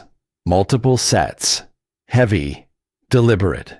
Morrison's voice crackled in the earpiece hidden beneath her hair. 4 men. Dmitri is the tall one. Gray coat. Let him talk. Keep him engaged. We need confirmation of intent before we move. The men emerged from shadows. Dmitri Volkov walked like someone carrying the weight of the world. 58, but looked older. Gray hair swept back from a face lined with grief. Expensive coat over clothes that had seen better care. Eyes that held something worse than anger. Resignation. Behind him, 3 younger men. Harder. Meaner. The muscle that surrounded wounded fathers who'd lost their way to vengeance. Dmitri stopped 10 feet away. Studied her with the intensity of someone memorizing a face for later nightmares. His accent was thick, but his English clear. Ms. Remington, finally we meet properly. She forced her voice steady. Mr. Volkov, I know why you're here. Do you... He tilted his head. Do you know what it feels like to lose your only child, to watch everything you built for 4 generations collapse, to find your son hanging in his bedroom because he couldn't live with the failure? The image hit like a physical blow. She'd imagined Victor's death abstractly. Statistics. Tragedy at a distance. Not this. Not the visceral horror of a father finding his son. Her voice came quieter than intended. No, but I know what it's like to become a monster in pursuit of success. And I'm sorry. Dmitri actually laughed, harsh, broken. Sorry, Victor was 25. He had his whole life ahead. Your restructuring destroyed our family business. 4 generations built that company, brick by brick, deal by deal, and you erased it in an afternoon. I know. I've read everything. I saw numbers, not people. I saw profit, not lives. She took a breath. Let the truth come. I convinced myself that business was just business, that the casualties were acceptable. I was wrong. Wrong. He tasted the word. Spit it out. My son is dead. Wrong doesn't bring him back. You're right. I can't bring him back. But killing me won't bring him back either. She met his eyes. Held them. It will just create more grief. More children growing up without parents. One of Dmitri's men shifted, hand moving toward his jacket. Morrison's voice in her ear, steady, let him respond. Dmitri raised a hand, stopping his man without looking. Who is Iris? The question surprised her. The daughter of the man who saved my life. The 8-year-old girl your men have been photographing. She already lost her mother. Don't make her lose her father too. Why should I care about his daughter when you didn't care about my son? Because you're not me. You're not the person who destroys families without thinking about the consequences. Her voice gained strength. You're a father who's been broken by grief. I understand that. But Victor, would he want this? Would he want you throwing your life away for revenge? Dimitri's hand trembled, not from fear, from exhaustion. He'd spent 2 years planning this, 2 years letting rage fuel him through empty mornings and sleepless nights, 2 years telling himself Victor's death would mean something if he made her pay. But standing here, gun pointed at a woman who'd already admitted her guilt, who'd already destroyed her own empire trying to atone. What was the point? The voice in his head sounded like Victor, his gentle son who'd cried over dead birds, who'd collected seashells and dreamed of saving whales, who'd hated violence. Papa, this isn't who we are. Victor was gentle, Dimitri said quietly, his gun lowering slightly. Loved music, art. He believed the best in people. The bankruptcy, it broke something in him. He couldn't reconcile the cruelty of business with his belief in human goodness. He looked at Cassandra, really looked, saw her fear, her guilt, her transformation. You know what his last words to me were, week before he died. Dimitri's voice cracked. He said, Papa, I tried to be like you, strong, ruthless, good businessman, but I'm not you. I'm too soft for this world. Tears streamed down the old man's face. I told him to be tougher, to stop being weak. I killed my son with those words. Not you. Me. Pain cracked through his composure, followed by doubt. The crack in armor she needed. She pressed forward. I became what I feared most. Someone who destroys without seeing the human cost. Like my father destroyed my mother by leaving. Like poverty almost destroyed me. I let fear turn me into something ugly. Don't let grief do the same to you. Garrett's voice cut through from above. Mr. Volkov, I've killed men, good men, bad men, men who had families waiting for them, and every single one of them haunts me. Everyone froze, looked up. Garrett stood in the rafters, positioned with clear sight lines over the floor, rifle aimed with the steady hands of someone who'd done this before, many times before. Dimitri's men raised their weapons. Standoff. Nobody moving. Nobody breathing. Garrett's voice carried across the warehouse. Mr. Volkov, I'm a father too. I lost my wife. I'd do anything to protect my daughter. He shifted slightly, the rifle never wavering. But revenge won't heal your pain. It just spreads it to another child.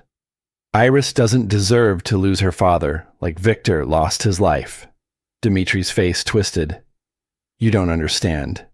I understand perfectly. I've killed men. Good men. Bad men. Men who had families waiting for them. I did it because I was ordered to. Because it was my job. Because in the moment it seemed necessary. Garrett's voice dropped, became something raw. And every single one of them haunts me. Every face, every name I learned later. The weight never gets lighter. It just becomes part of who you are. He paused. Let that sink in. Is that who you want to be? A man who murdered a woman in a warehouse because business destroyed your son?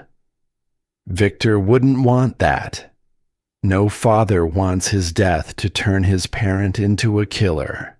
The phone in Garrett's pocket, deliberate, Cassandra realized, began ringing. Loud, insistent, Iris's ringtone. He'd set this up.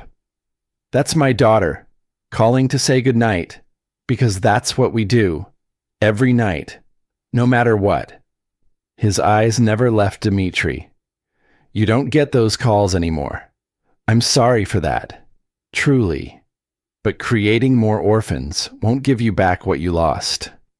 Dimitri looked at his men, at their guns, at Cassandra kneeling in terror.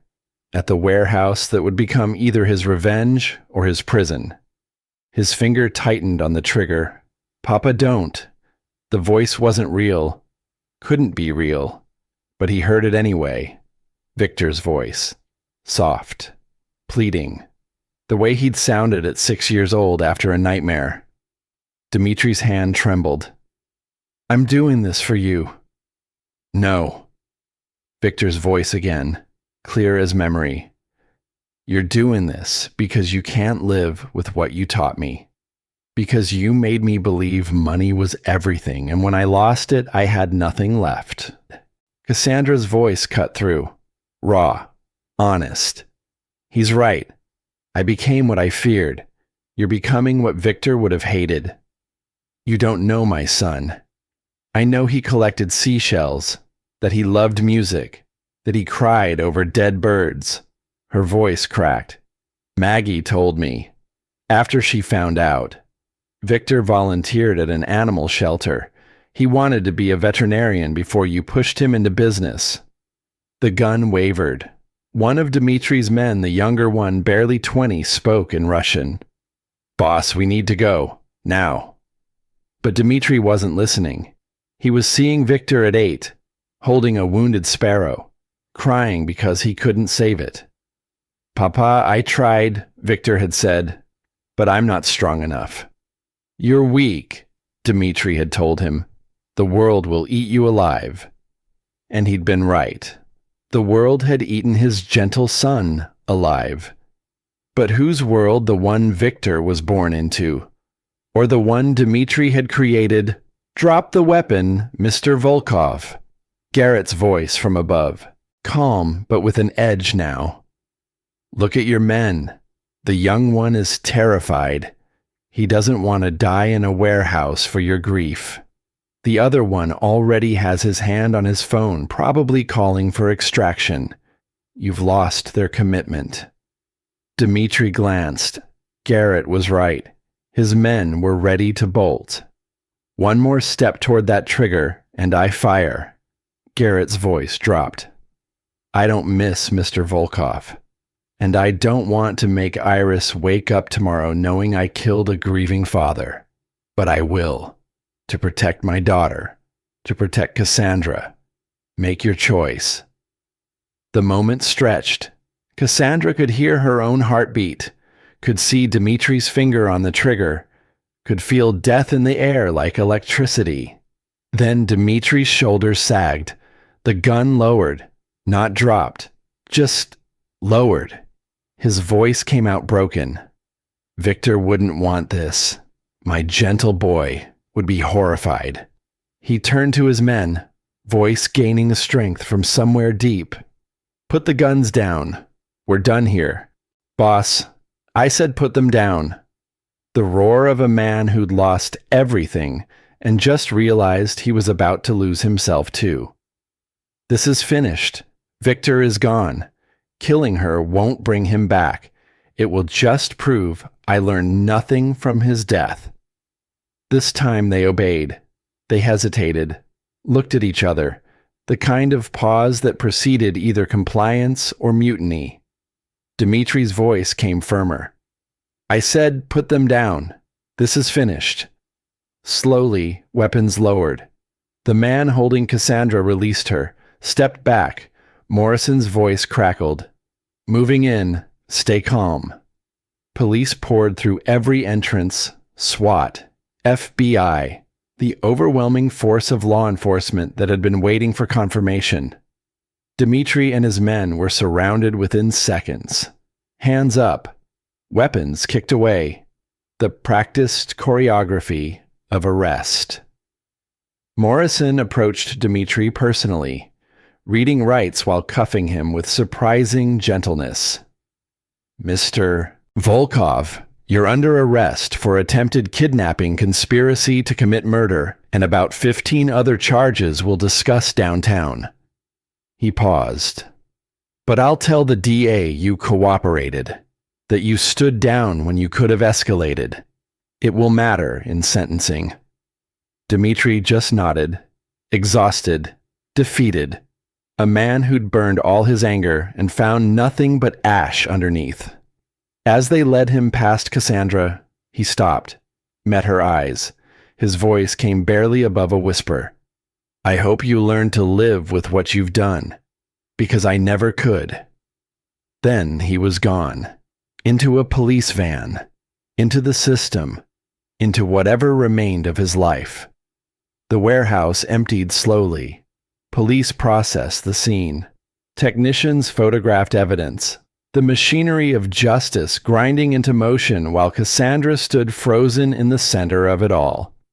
Morrison approached with 2 paper cups of terrible coffee from a patrol car thermos, handed her one. She took it without tasting. You did good in there. His voice was gentle, professional mask slipping. Talking him down, that took guts.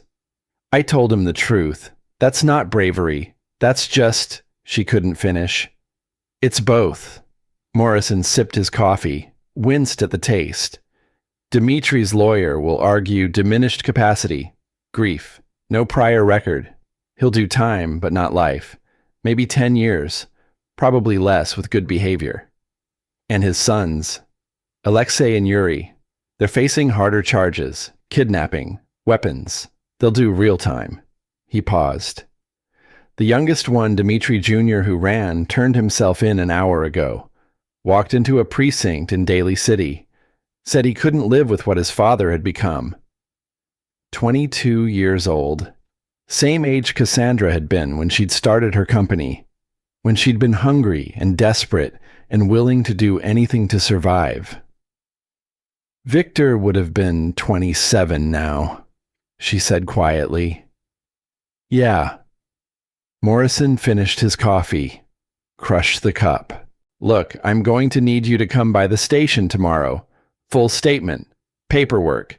The DA might want to prep you in case any of this goes to trial. Okay. And Cassandra. He met her eyes. Consider real security, not just for a week, permanently. The Bratva has long memories. Dimitri might be done, but his organization might not be. The thought settled over her like weight. She'd never be completely safe again. Never be able to move through the world without looking over her shoulder. The price of 15 years of ruthless business decisions. Morrison walked away, leaving her alone in the warehouse's emptiness. Alone, except for Garrett. He'd stayed on the periphery, giving her space, letting her process. But now he approached slowly, hands in pockets, the rifle already returned to whatever police armory it had come from. They stood facing each other in the space where she'd almost died. Thank you. Her voice came out smaller than intended. For coming, for everything. You don't have to thank me. I do. You could have stayed home, kept Iris safe, let the police handle this. But you came anyway. Yeah. He looked around the warehouse, at the bullet holes in the ceiling, at the place where Dimitri had stood. I keep telling myself I'm out of that life, that I've left the violence behind. But then someone needs help and He shrugged. I can't seem to stay out. Is that a bad thing? I don't know. Ask me when Iris is older, when she understands what her father used to do. What he still does when pushed. Cassandra stepped closer, close enough to see the exhaustion in his face, the weight he carried from years of being the one who stepped up. She'll understand that you protect people, that when someone's in danger, you don't hide. You act. She paused. She'll be proud of you, like I am. His eyes met hers. Something passing between them. Recognition. Understanding. The slow building of something neither had planned for, but both desperately needed. I should get home. His voice was rough. Iris is with Mrs. Walsh, but she'll be worried. She always knows when something's wrong. Can I Cassandra stopped, started again. Can I come with you? I don't want to be alone tonight. And I promised Iris I'd be there for breakfast tomorrow. Garrett studied her face, then nodded. Yeah, you can come. They walked out of the warehouse together, into the San Francisco night that smelled like fog and salt water and the promise of new beginnings. Behind them, the crime scene techs continued their work, cataloging violence, measuring trajectories, building the case that would put Dmitry Volkov away for a decade. But Cassandra wasn't thinking about justice or consequences or the business empire she'd left behind. She was thinking about a small trailer in Oakland, about scrambled eggs and hash browns, about an 8-year-old girl who'd accepted her without question, about building something real instead of climbing something hollow. Garrett's truck was parked 3 blocks away. They walked in silence, not uncomfortable, just 2 people who'd survived something together and didn't need words to process it. He opened the passenger door for her, a small gesture of care that made her throat tight. The drive to Oakland took 20 minutes. She watched the city lights blur past. San Francisco giving way to the Bay Bridge, giving way to Oakland's grittier streets. Crossing not just physical distance, but worlds. From the place she'd built her empire to the place she was learning to be human. Mrs. Walsh's house was dark except for the porch light. Garrett pulled up quietly, killed the engine. Wait here, I'll get Iris.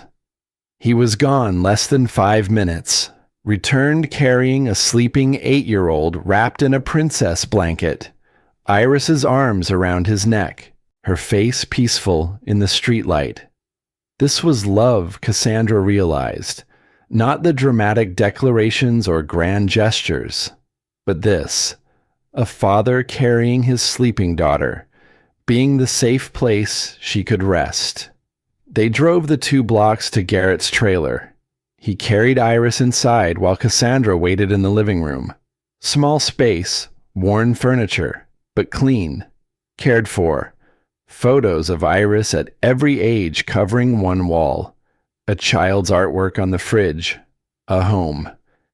Garrett emerged from Iris's bedroom, pulled the door mostly closed behind him, left it cracked so he could hear if she woke. Coffee, he offered. Please. They sat at his small kitchen table, drinking coffee that was better than Morrison's, but still just coffee. Nothing fancy, nothing expensive. Just 2 people sharing space after surviving the night. What happens now? Garrett asked finally. I don't know. Cassandra wrapped her hands around the mug, seeking warmth. Morrison says I need permanent security, that the Bratva might not be done, that I'll never be completely safe again. You could leave. Go somewhere else. Start over where no one knows you. Is that what you did after the military? He was quiet for a long moment. Yeah, I tried. Moved to Oakland. Changed my name on paper. Became a maintenance guy instead of whatever I was before. Thought I could outrun what I'd done. Did it work? No. Because wherever you go, you take yourself with you. Your memories. Your guilt. Your ghosts. He met her eyes. You can't outrun who you are. You can only choose who you become. Who are you becoming? A father, a neighbor, someone who shows up when people need help. He paused. Someone who maybe deserves a second chance. You deserve more than that. So do you. The words hung between them, heavy with possibility, with the slow building of something that terrified them both. Cassandra set down her mug. I should go. Let you sleep. Tomorrow's... She checked her phone. Today's a work day, and I promised Evelyn I'd be there at 6:30. You can stay? The offer came quietly. Guest room or couch? Just after tonight, I don't like the idea of you being alone. She should say no, should maintain boundaries, should protect herself from getting too attached too fast. But she was tired of protecting herself, tired of walls and armor and isolation. Okay, thank you. He found her a blanket, a pillow, set her up on the couch that was too short but somehow felt more comfortable than her king-size bed in the penthouse. Bathrooms down the hall. Help yourself to anything in the kitchen. And Cassandra. He paused in the doorway to his room. I'm glad you're here, that you're alive, that Dimitri chose differently. Me too. He disappeared into his room, door closing softly. Cassandra lay on the couch in the darkness, listening to the unfamiliar sounds of someone else's home. The hum of the refrigerator, the creak of settling walls, the distant sound of Garrett moving around his room. She should be terrified, should be processing trauma, should be planning her next move. Instead, she felt something she hadn't felt in 15 years. Safe, not because of security systems or wealth or power, but because she was in a place where people cared if she lived or died, where showing up mattered more than success, where she was valued for who she was becoming, not what she'd achieved. She fell asleep thinking about breakfast with Evelyn, about Iris's artwork on the fridge, about the way Garrett had looked at her in the warehouse, about second chances and new beginnings, and the possibility of becoming someone worth loving. Cassandra stood shaking, the wire ripped off her ribs by a concerned technician, Morrison checking her for injuries. The organized chaos of post-operation procedures washing over her while her mind stayed stuck on Dimitri's last words. Learn to live with what you've done. Garrett climbed down from the rafters, moved through the police presence with the ease of someone who'd coordinated with law enforcement before. Found her in the crowd. Are you okay? She couldn't answer, just fell against him. Let herself be held while everything she'd been holding together came apart. The fear, the guilt, the crushing weight of understanding exactly what her ambition had cost. His arms came around her, steady, sure, no judgment, just presence. Morrison approached. We need statements from both of you, downtown. But he looked at Cassandra's face. Maybe give her a minute first. They sat on the warehouse floor, concrete cold beneath them, police lights strobing through broken windows, the aftermath of violence that had almost been, but wasn't. Garrett's voice came quiet. That was brave, what you said to him. It was the truth. Truth doesn't make it less brave. She looked at him. This man who'd saved her twice now, who kept showing up even when she gave him every reason not to. The words came out raw. How do you live with it, the people you've killed, the things you've done? By choosing differently now, by being present for Iris, by fixing boilers and unclogging drains and showing up for neighbors who need help. He paused. By building instead of destroying, even when building is harder, even when it pays less. I don't know how to build. I only know how to climb. Then learn. Start small. Show up.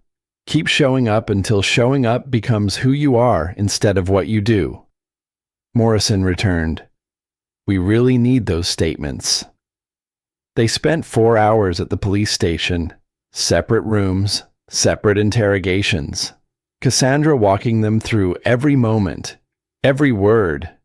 The wire had captured most of it, but they wanted confirmation, details, the human narrative behind the recording. When they finally released her, dawn was breaking over San Francisco. Gray, cold, the kind of morning that felt like endings. Garrett was waiting in the lobby. He'd been there the whole time. Just sitting. Just present. "Can I give you a ride home?" She thought about her penthouse. All that empty space. All that expensive proof of success that meant nothing.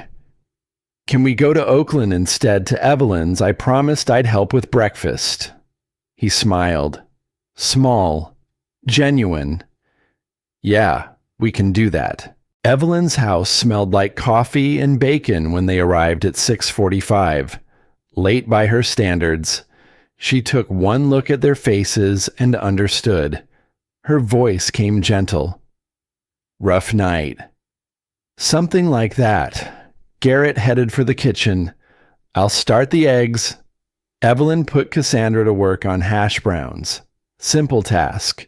Peel potatoes, dice them, get the cast iron hot, add butter. Don't rush it. They worked in comfortable silence, the kind that came from shared purpose rather than lack of words. Finally, Evelyn spoke. "Did they catch him?" "Yes." "Good." She flipped bacon with practiced efficiency. "Now the real work begins." "What do you mean?" "Catching the man who wanted you dead. That's the easy part. Law enforcement handles that. But learning to live with what brought you to that warehouse, that's on you." Cassandra's hands stilled on the potatoes. "I don't know how." "Nobody does. Not at first." Evelyn set down her spatula, turned to face her fully. "I lost my husband 30 years ago. Drunk driver. 23-year-old kid coming home from a party. Crossed the center line. Killed Robert instantly." The confession hung in the kitchen air, heavy with old grief. "I wanted that boy dead. Wanted his family to suffer the way I was suffering. Wanted the universe to balance the scales." Evelyn picked up her spatula, returned to the bacon. "Then someone, Father O'Malley, actually asked me a question. He said, 'Will vengeance bring Robert back, or will it just make you into someone Robert wouldn't recognize?'" She plated the bacon, started on fresh strips. "So I chose differently. I chose to live the way Robert would have wanted, with kindness, with community, with forgiveness, even when it hurt." She glanced at Cassandra. "Not because the boy deserved it, but because I deserved to be someone other than bitter and broken." The hash browns sizzled. Cassandra turned them carefully, learning the rhythm, the patience cooking required. "Victor's father said he hopes I learn to live with what I've done." "And will you?" "I don't know." "How do you live with causing someone's death, even indirectly?" "By making sure it meant something, by changing who you are so thoroughly that the person who made that deal doesn't exist anymore." Evelyn tested the bacon, nodded. "By becoming someone who builds instead of destroys, who sees people instead of profit, who shows up even when it's hard." The front door opened, small footsteps, Iris's voice calling out. "Mrs. Walsh is Daddy here." "Kitchen, sweetheart." Iris appeared in the doorway, backpack already on, ready for school even though it was barely 7. She saw Cassandra and smiled. "Miss Cassandra." "You came, are you making hash browns?" "I'm trying. They smell good." She climbed onto a stool, watched with 8-year-old intensity. "Mrs. Walsh makes them crispy. That's the secret. You have to be patient." Patient. A word that had never appeared in Cassandra's vocabulary. Everything in her world moved fast. Quarterly earnings, rapid growth, immediate results. The idea of waiting for potatoes to crisp felt almost revolutionary. Garrett emerged from the back of the house, showered, changed into clean work clothes. He ruffled Iris's hair as he passed. "Morning, Bug. Sleep okay?" "Yeah, had a dream about dolphins. We should go to the aquarium this weekend. Maybe, if I can get someone to cover my Saturday shift. Cassandra heard herself speak before thinking. I can come to the aquarium if you want, if I'm allowed. Iris's face lit up. Really, you'd come with us. If your father says it's okay. Garrett met her eyes, something passing between them. Permission, trust, the slow building of something neither could name yet. Yeah, that would be good. They ate breakfast around Evelyn's small kitchen table. 4 people, scrambled eggs with cheese the way Iris liked them, crispy hash browns, bacon cooked perfect, toast with butter. Simple food that tasted better than anything Cassandra had eaten in years.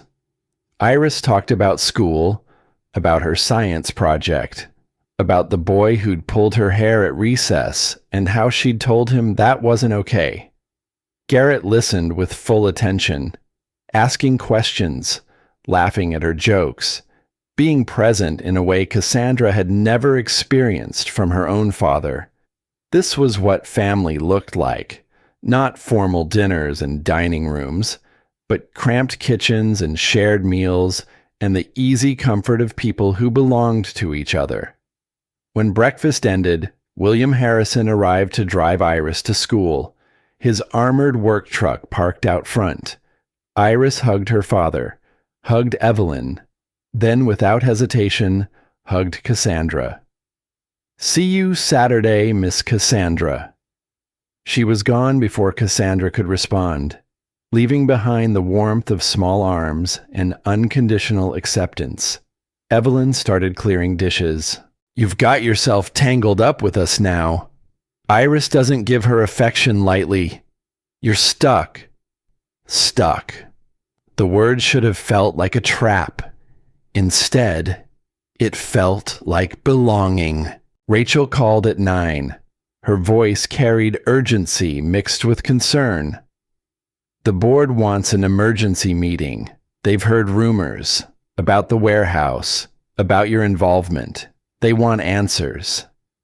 Cassandra stood in Evelyn's kitchen, still holding a dish towel, still wearing yesterday's clothes, still smelling like hash browns and second chances. Tell them I'll video conference, 3 o'clock, from here. From Oakland. Yes. Rachel paused. Then carefully. Cassandra, they're not going to like this. Any of this.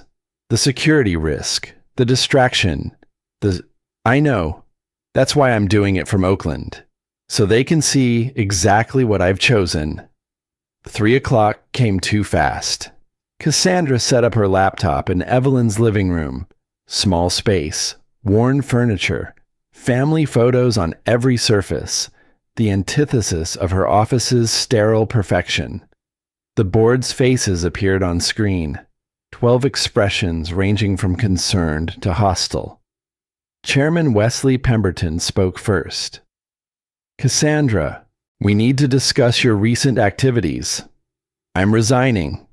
Silence. Absolute. The kind that preceded either celebration or panic. Wesley recovered first. You're what? Resigning as CEO, effective immediately. I'll remain majority shareholder, but Rachel Davies will assume operational control. The screen erupted. Overlapping voices, objections, demands for explanation. The chaos of people whose comfortable world had just tilted sideways. She waited for them to exhaust themselves, then spoke with the same authority she'd used to fire Thomas. I've spent 15 years building this company by destroying others, by seeing people as obstacles or opportunities, by optimizing profit without considering human cost. She paused. Let them see her face, the exhaustion, the change. A young man named Viktor Volkov committed suicide because of a deal I made. His father tried to have me killed because of the grief I caused. That's the legacy I've built. That's what our success cost. Wesley tried to interrupt. Cassandra, you can't blame yourself for I can, I do, and I'm choosing differently now. Her voice strengthened. New company policy. Every deal requires human impact assessment. If we can't do business ethically, we don't do business. Period. That's not how we maximize. I don't care about maximizing profit anymore. I care about not creating more Victor Volkovs, more grieving fathers, more casualties of my ambition. She looked directly at the camera. This company will operate differently. With Rachel in charge, it will actually have a conscience, something I've been lacking. The CFO leaned forward. Ms. Remington, our fiduciary duty to shareholders. Our fiduciary duty is to shareholders, yes, but my duty as a human being is to my soul. I choose my soul. She closed her laptop before anyone could respond. This meeting is over. The screen went dark. The silence in Evelyn's living room felt profound. Garrett spoke from the doorway. She hadn't heard him arrive. That was insane, reckless, financial suicide. I was going to say brave. She laughed, the sound coming out shaky. The stock will tank. The board will probably sue. Everything I built is about to come apart. Is it, or is it about to become something better? Evelyn appeared with tea. Because that's what women like her did in crisis. Made tea. Offered comfort through small acts of service. What will you do now? Evelyn asked. I don't know. I've never not had a plan before. Then maybe that's where you start. Learning to exist without a plan, without control, without knowing what comes next. The uncertainty should have terrified her. Instead, it felt almost like freedom. The first real test came 4 days after the warehouse. Cassandra stood in Evelyn's kitchen at 6:30 a.m., staring at the eggs like they were a hostile board of directors. She'd scrambled eggs before. How hard could it be? Very hard, apparently. You're murdering them, Evelyn observed from her position at the stove. Not unkindly, just stating facts. I'm following your instructions exactly. You're treating them like a hostile takeover, aggressive, impatient, trying to force them into submission. Evelyn turned off her own burner, came to stand beside Cassandra. Eggs require gentleness, low heat, patience, constant attention, but soft touch. She took the spatula from Cassandra's hand, demonstrated. Small, gentle movements, folding rather than stirring, creating soft curds instead of rubber bits. See, you're not dominating them. You're coaxing them, inviting them to become what they're meant to be. The metaphor wasn't subtle. Cassandra got it. She tried again, slower this time, gentler. The eggs responded, became fluffy and soft instead of hard and bitter. Better, Evelyn approved. Now taste them. Cassandra took a bite. They were good, simple, honest. Nothing like the perfectly plated brunches from her old life, but somehow more satisfying. Iris appeared in the doorway, backpack already on. She surveyed the eggs critically. Did Miss Cassandra make those? She did. Are they safe to eat? Evelyn laughed. Yes, sweetheart. She's learning. Iris climbed onto her stool, took a tentative bite. Her face brightened. These are good. Not as good as Mrs. Walsh's, but good. The compliment was so genuine, so free of artifice, that Cassandra felt tears prick her eyes. Thank you, Iris. You're welcome. Can you make them again tomorrow? Every day, if you want. Okay, but maybe practice a little more first. Iris grinned. Daddy says practice makes perfect. He says that's how he got good at fixing things. He broke a lot of stuff first. Garrett appeared looking sheepish. I said that in confidence, Bug. But it's true. You told me you flooded Mrs. Walsh's bathroom when you were learning plumbing. Evelyn nearly choked on her coffee. You what? I was 18. It was a learning experience. The easy laughter that followed felt like belonging, like family, like the kind of morning Cassandra had never known growing up and had been too busy to build as an adult. She burned the eggs twice more that week, but by Friday, she could make them almost as well as Evelyn.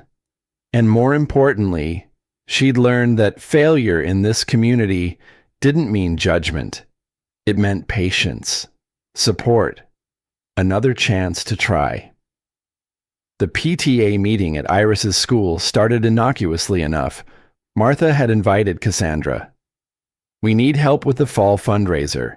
Your business experience could be useful. Useful. That word that had defined her worth for 15 years. She arrived early, dressed in jeans and a simple sweater, trying not to look like she'd once run a $12 billion empire.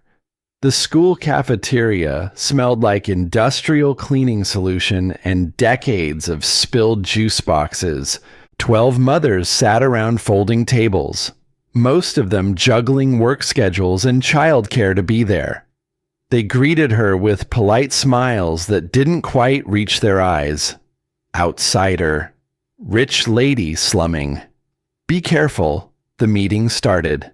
They discussed the fall festival, bake sale, carnival games, face painting, modest goals. Raise enough money to buy new books for the library.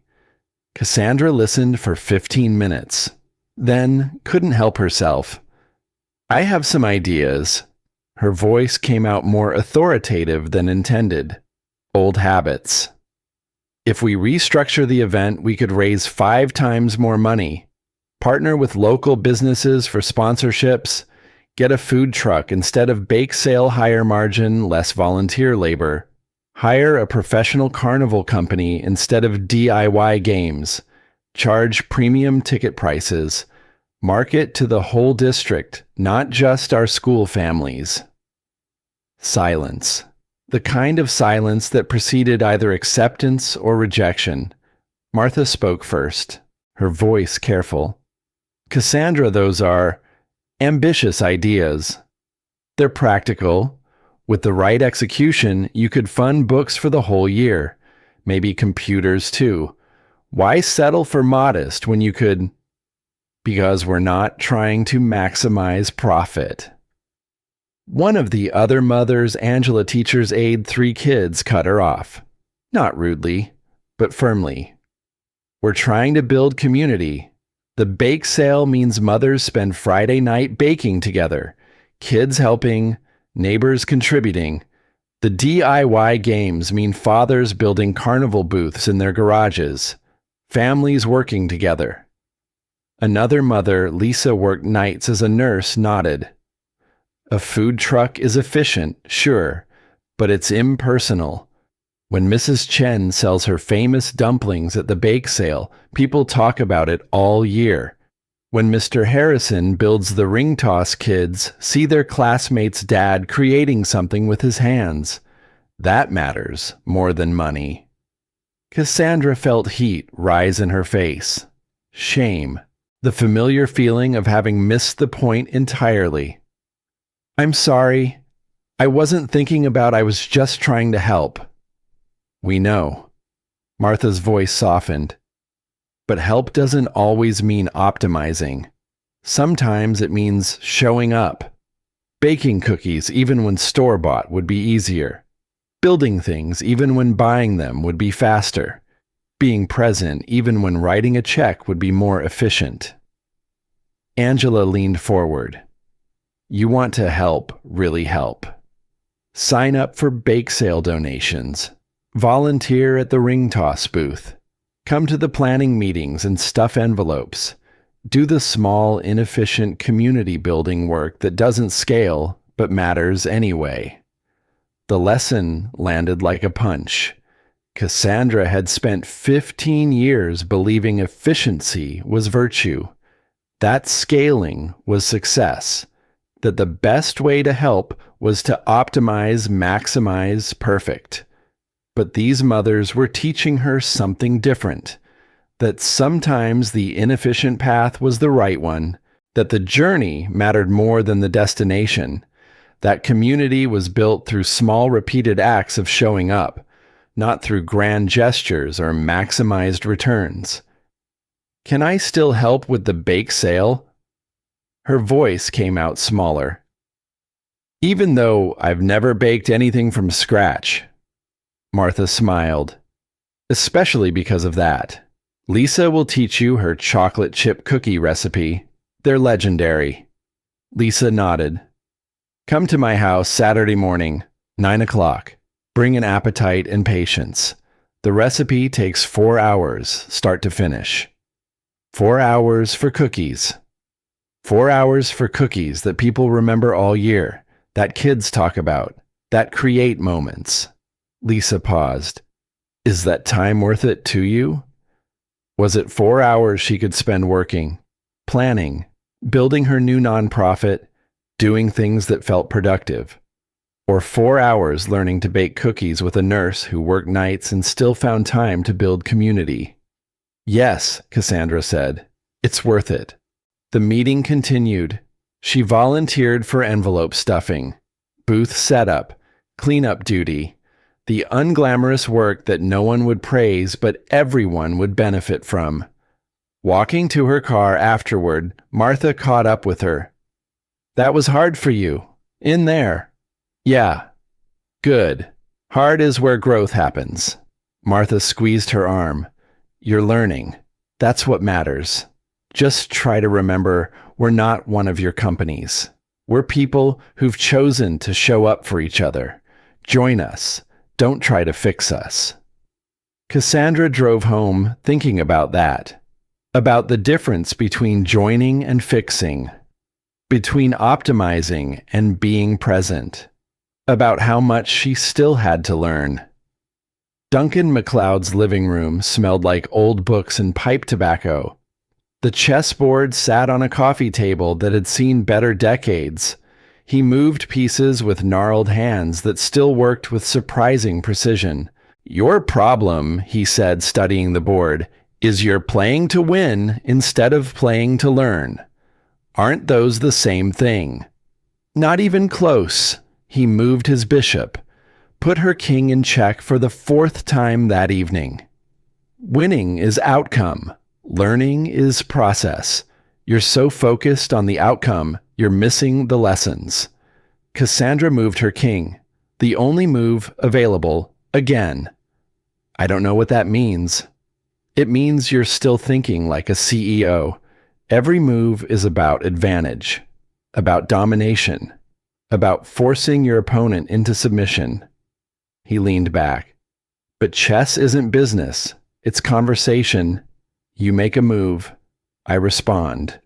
We're talking to each other through these pieces." "Then what's this conversation saying?" "That you're afraid of losing more than you're interested in playing." He started resetting the board. Again. "This time, don't think about winning. Think about what each move teaches you about yourself." They played again. Cassandra tried to quiet the part of her brain that calculated outcomes, that planned 5 moves ahead, that needed to dominate.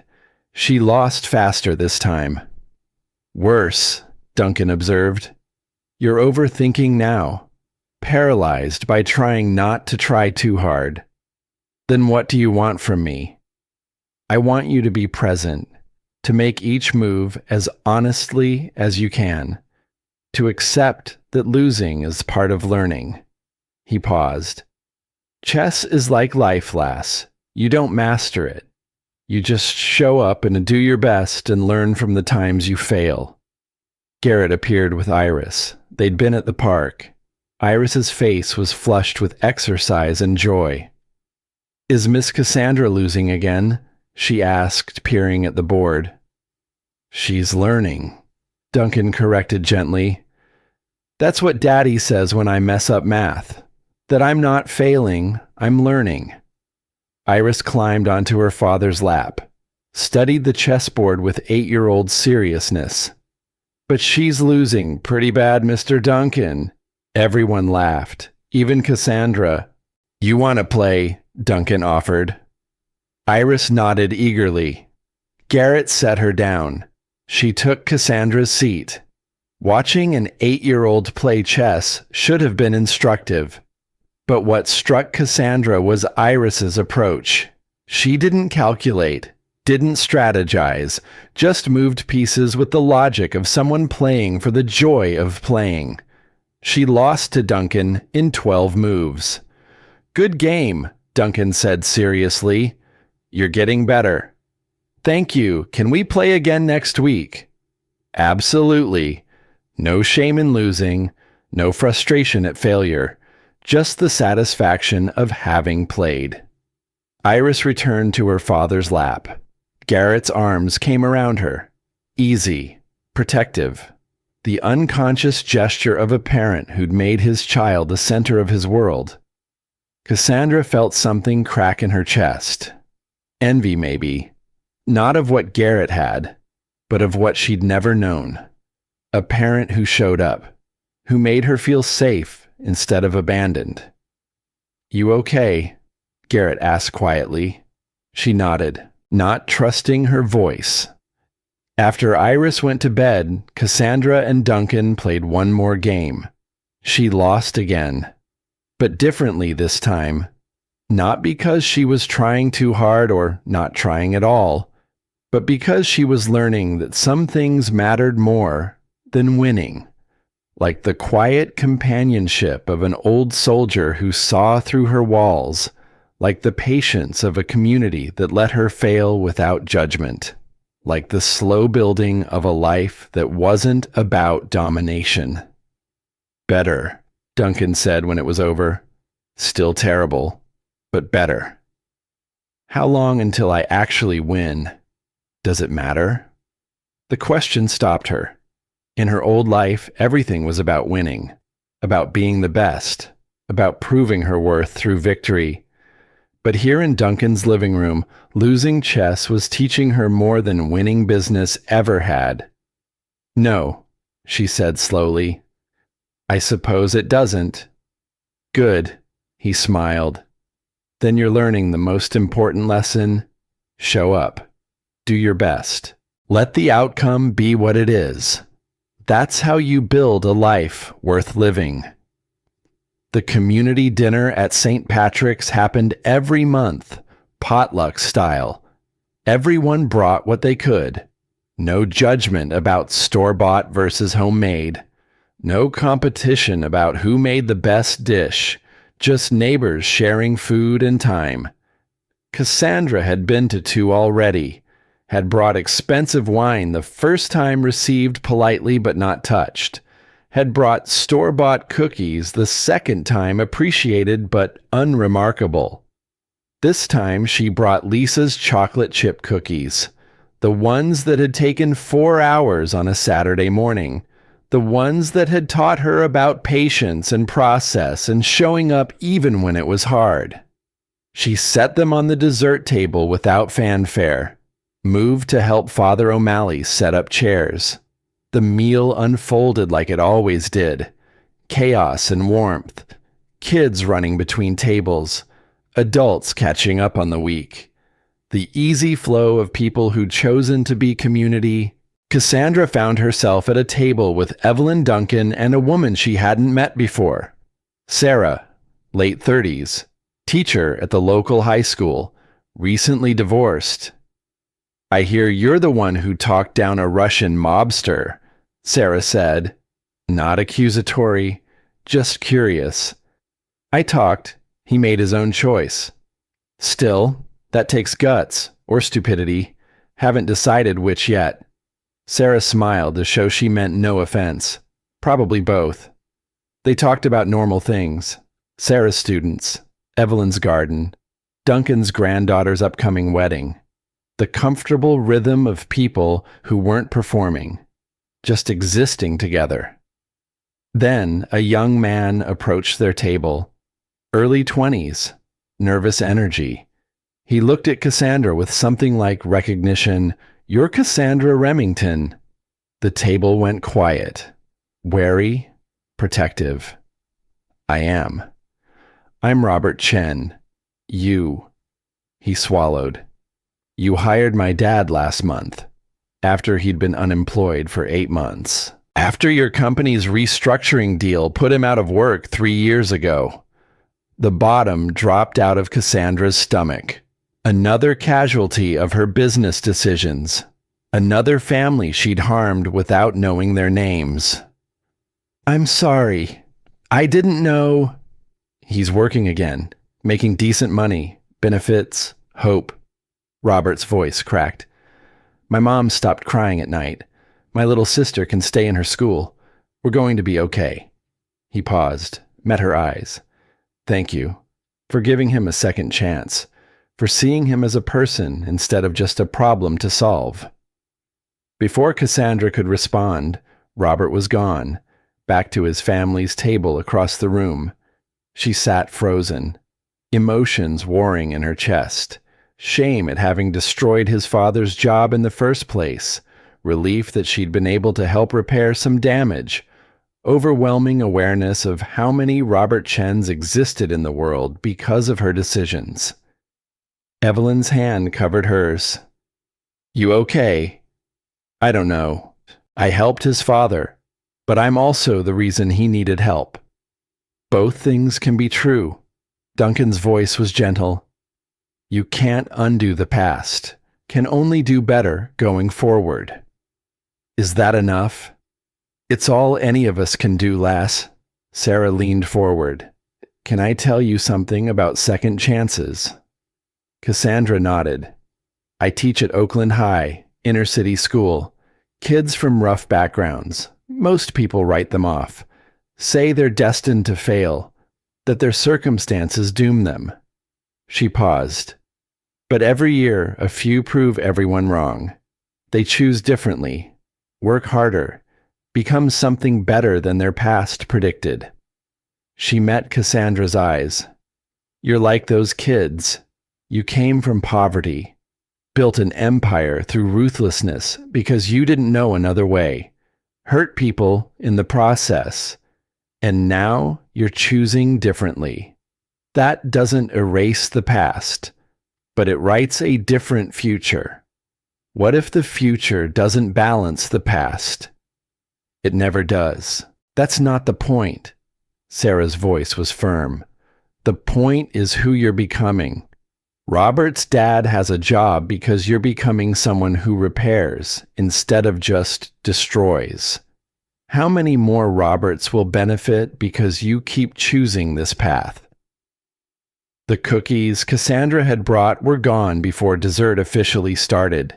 She watched people enjoy them, saw Iris take 2, saw Duncan sneak a third when he thought no one was looking. 4 hours to make cookies that lasted 15 minutes, but those 15 minutes created moments, created connection, created evidence that she'd shown up and contributed something made with her own hands instead of bought with money. Small, inefficient, completely worth it. As the dinner wound down, Garrett found her helping wash dishes in the church kitchen. "You've been quiet tonight." "Just thinking about Robert, about all the people I've hurt who I'll never get to apologize to, never get to help. You can't save everyone, can't fix every life you've touched." He took the dish from her hands, dried it, put it away. "But you can show up here, help the people in front of you, build something better going forward." "Is that enough?"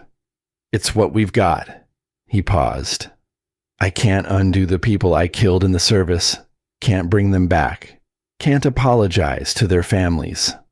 All I can do is choose differently now. Protect instead of harm. Build instead of destroy.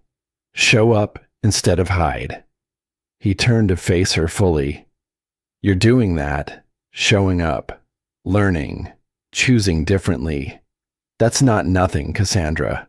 That's everything." She wanted to believe him, wanted to accept that redemption could be built through small daily choices, through cookies and PTA meetings and chess losses and showing up even when it was hard. When does it stop hurting, knowing what I've done? I don't know if it does, but maybe it's not supposed to. Maybe that hurt keeps you honest, keeps you from forgetting, keeps you choosing differently. He handed her another dish to dry. They worked in companionable silence, two damaged people learning to build lives worth living. Outside the kitchen window, Cassandra could see the community dispersing. Neighbors helping each other carry leftovers to cars, kids running through the parking lot, the easy chaos of people who'd chosen to show up for each other. 1 month ago, she'd been a CEO in a penthouse, powerful, isolated, certain of her worth. Now she was someone who made cookies and lost at chess and learned to scramble eggs without murdering them. Someone who showed up, who contributed, who failed and tried again. Someone who was finally slowly learning to be human. It wasn't redemption, not yet, maybe never, but it was a start. She sold the Bentley, bought a used Honda, sold half her wardrobe, donated the other half, moved from her penthouse to a modest apartment in Garrett's trailer park. 2 bedrooms, shared laundry, neighbors she knew by name. Duncan taught her to play chess. William showed her how to change her oil. Martha recruited her for PTA meetings where mothers discussed fundraisers with the intensity she'd once reserved for hostile takeovers. And slowly, week by week, she became someone different, someone who existed in community rather than above it. Garrett was there through all of it, not leading, not teaching, just present. They fell into an easy rhythm. Morning coffee before he left for work. Saturday errands together, Sunday dinners with Iris. But there were hard moments, days when Cassandra wanted to quit. 2 months in a community member, Robert Chen, the engineer she'd helped find work, saw her struggling with a broken sink. "Let me," he said, kneeling down with tools. "I can do it," she snapped. Old defensiveness. Robert sat back on his heels, looked at her. "Cassandra, accepting help isn't weakness, it's community. You helped me find a job. Let me fix your sink. That's how this works." She'd cried after he left. Real tears. Because she'd spent 15 years making sure she never needed anyone. Learning to need people to let them see her struggle to accept their help without shame was harder than any business deal she'd ever negotiated. Another time, Iris asked innocently, "Miss Cassandra, why don't you have any pictures of your family?" The question hit like a freight train. No pictures because her father left when she was 6, because her mother worked herself to death, because she'd spent 15 years running from that past. "I didn't think I deserved one," she'd answered honestly. Iris had hugged her. "Well, now you have us. We can take pictures together." Those were the moments that changed her. Not the grand gestures, but the small daily acts of being seen, being known, being loved anyway. Nothing romantic developed with Garrett. Nothing rushed. Just 2 damaged people learning to exist in proximity without armor. It was Iris who finally asked the question they'd both been avoiding. 2 months after the warehouse, Saturday afternoon at the aquarium, watching dolphins move through water with the grace of creatures who'd never known walls. Iris stood between them, holding both their hands, then looked up at Cassandra with 8-year-old directness. "Do you love my daddy?" The question landed like a stone in still water, ripples spreading. Garrett's hand tensed in Iris's. His voice came gentle. "Sweetheart, that's not... I'm just asking, because you smile when you look at him, the way Mrs. Walsh says my mama used to smile." Cassandra knelt down, eye level with this child who saw too much and spoke truth without filter. I care about your daddy very much. He's shown me how to be better, how to see people instead of using them, how to build instead of destroy. She paused, chose honesty over comfort. But love takes time, and your daddy and I were still learning each other. But you will, eventually. I hope so, if you'll have me. Iris nodded, satisfied, then turned to her father. Daddy, will you have her? Garrett's face colored. Iris, you can't just... Why not grown-ups make everything complicated? It's simple. Do you like her? Yes. Does she make you happy? Yes. Then what's the problem? Iris gestured between them with the exasperation only children could muster. You both like each other. You both make each other happy. Just be together, like the dolphins. She skipped ahead to the next exhibit, leaving two adults staring at each other in the aquarium's blue-green light. Garrett spoke first. I'm sorry. She's... Right. Cassandra cut him off. She's absolutely right. We're making this complicated because we're both terrified of being hurt again. But terror isn't a strategy. It's just fear wearing a business suit. I don't want to rush this. Neither do I. But I don't want to waste it either.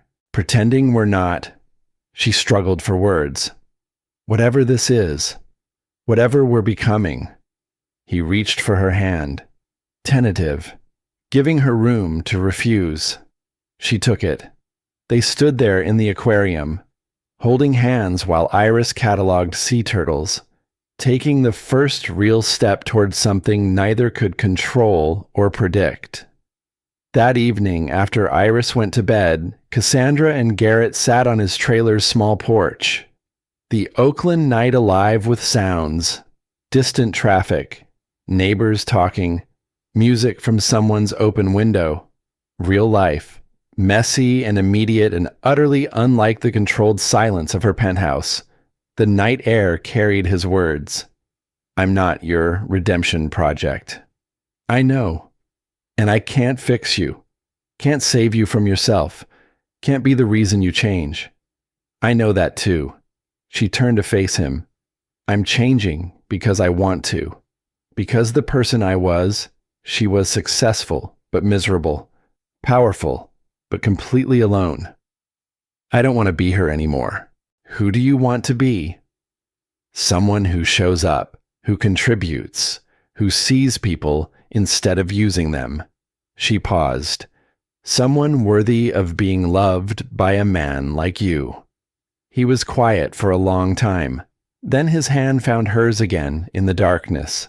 You're already worthy. You just didn't know it. They sat there until the stars came out, visible in Oakland in a way they never were in the city. Holding hands, not kissing, not rushing. Just being present in a moment that mattered because it was happening now. The slow burn of something real. 6 months later, the October morning smelled like possibility. Cassandra stood in the kitchen of her modest Oakland apartment, 2 bedrooms, shared laundry neighbors whose names she knew making breakfast. Scrambled eggs fluffy and perfect. Hash browns crispy the way Iris liked them. Bacon because Garrett had an early shift and needed protein. Her phone buzzed. Rachel. The Second Chances Initiative proposal is ready for the board, and Cassandra Victor Volkov's widow Elena wants to meet.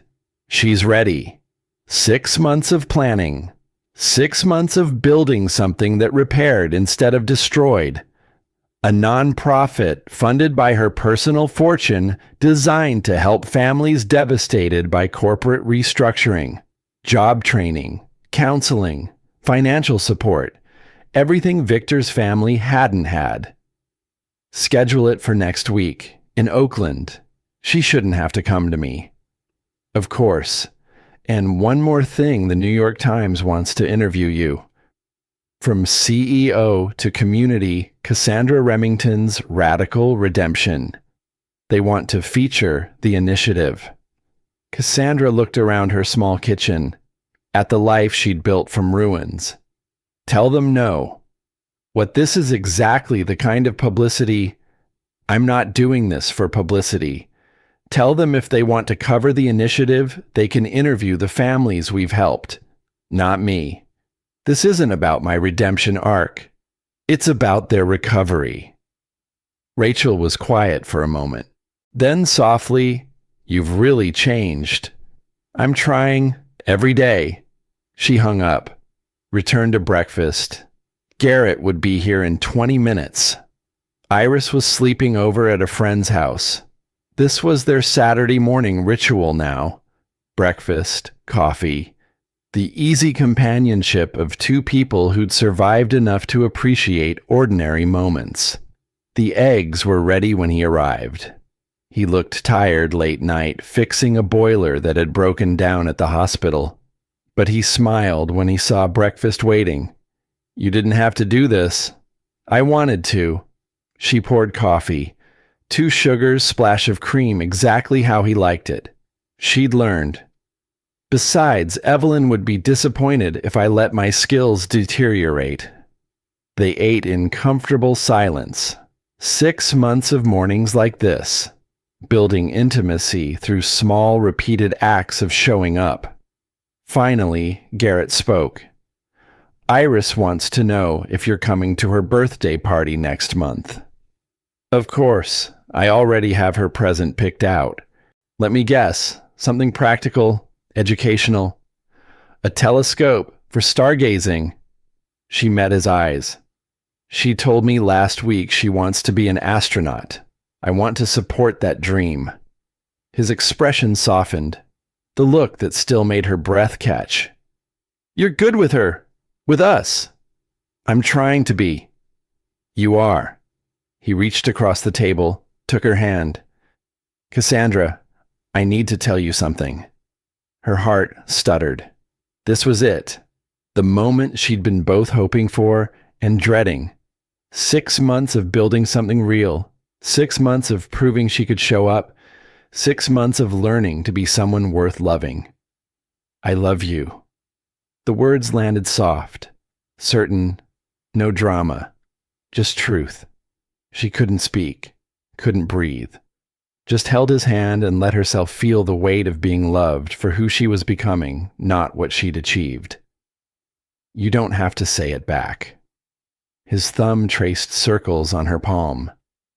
"I just needed you to know that this us, it's real for me, that I'm not going anywhere, that I see who you're becoming, and I love that person. I love you too." The words came out strangled, honest. I didn't think I was capable of it anymore, of loving someone without trying to control them, without needing them to prove my worth. But you... She stopped, started again. "You taught me that love is showing up, being present, choosing someone every day, and I choose you." He stood, came around the table, pulled her into his arms. The kiss was slow, certain, the kind that promised tomorrows instead of just moments. When they finally broke apart, Cassandra rested her forehead against his. "I'm still broken, still learning, still carrying guilt for things I can never undo." "I know, so am I." He kissed her forehead. "We're both works in progress, but maybe that's the point. Not to be perfect, just to keep choosing better."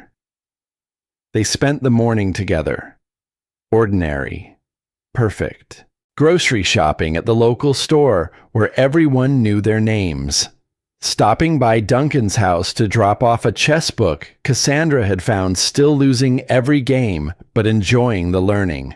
Having coffee with Evelyn and discussing the fall fundraiser that Cassandra was now fully invested in. Building a life through small repeated acts of showing up. That afternoon, they picked Iris up from her sleepover. She burst out of her friend's house like sunshine given human form. Daddy Miss Cassandra. Guess what? Amy's dad is a pilot, and he said maybe he could take us up in his plane sometime if it's okay with you. She chattered the whole drive home about the sleepover, about school, about her science project on black holes, about everything and nothing with the unfiltered joy of a child who felt safe enough to be fully herself. At a stoplight, Cassandra caught Garrett's eye in the rearview mirror. This was enough. This ordinary Saturday. This borrowed family. This life built from the ruins of the person she used to be. Not redemption, not yet. Maybe never, but something better. Belonging.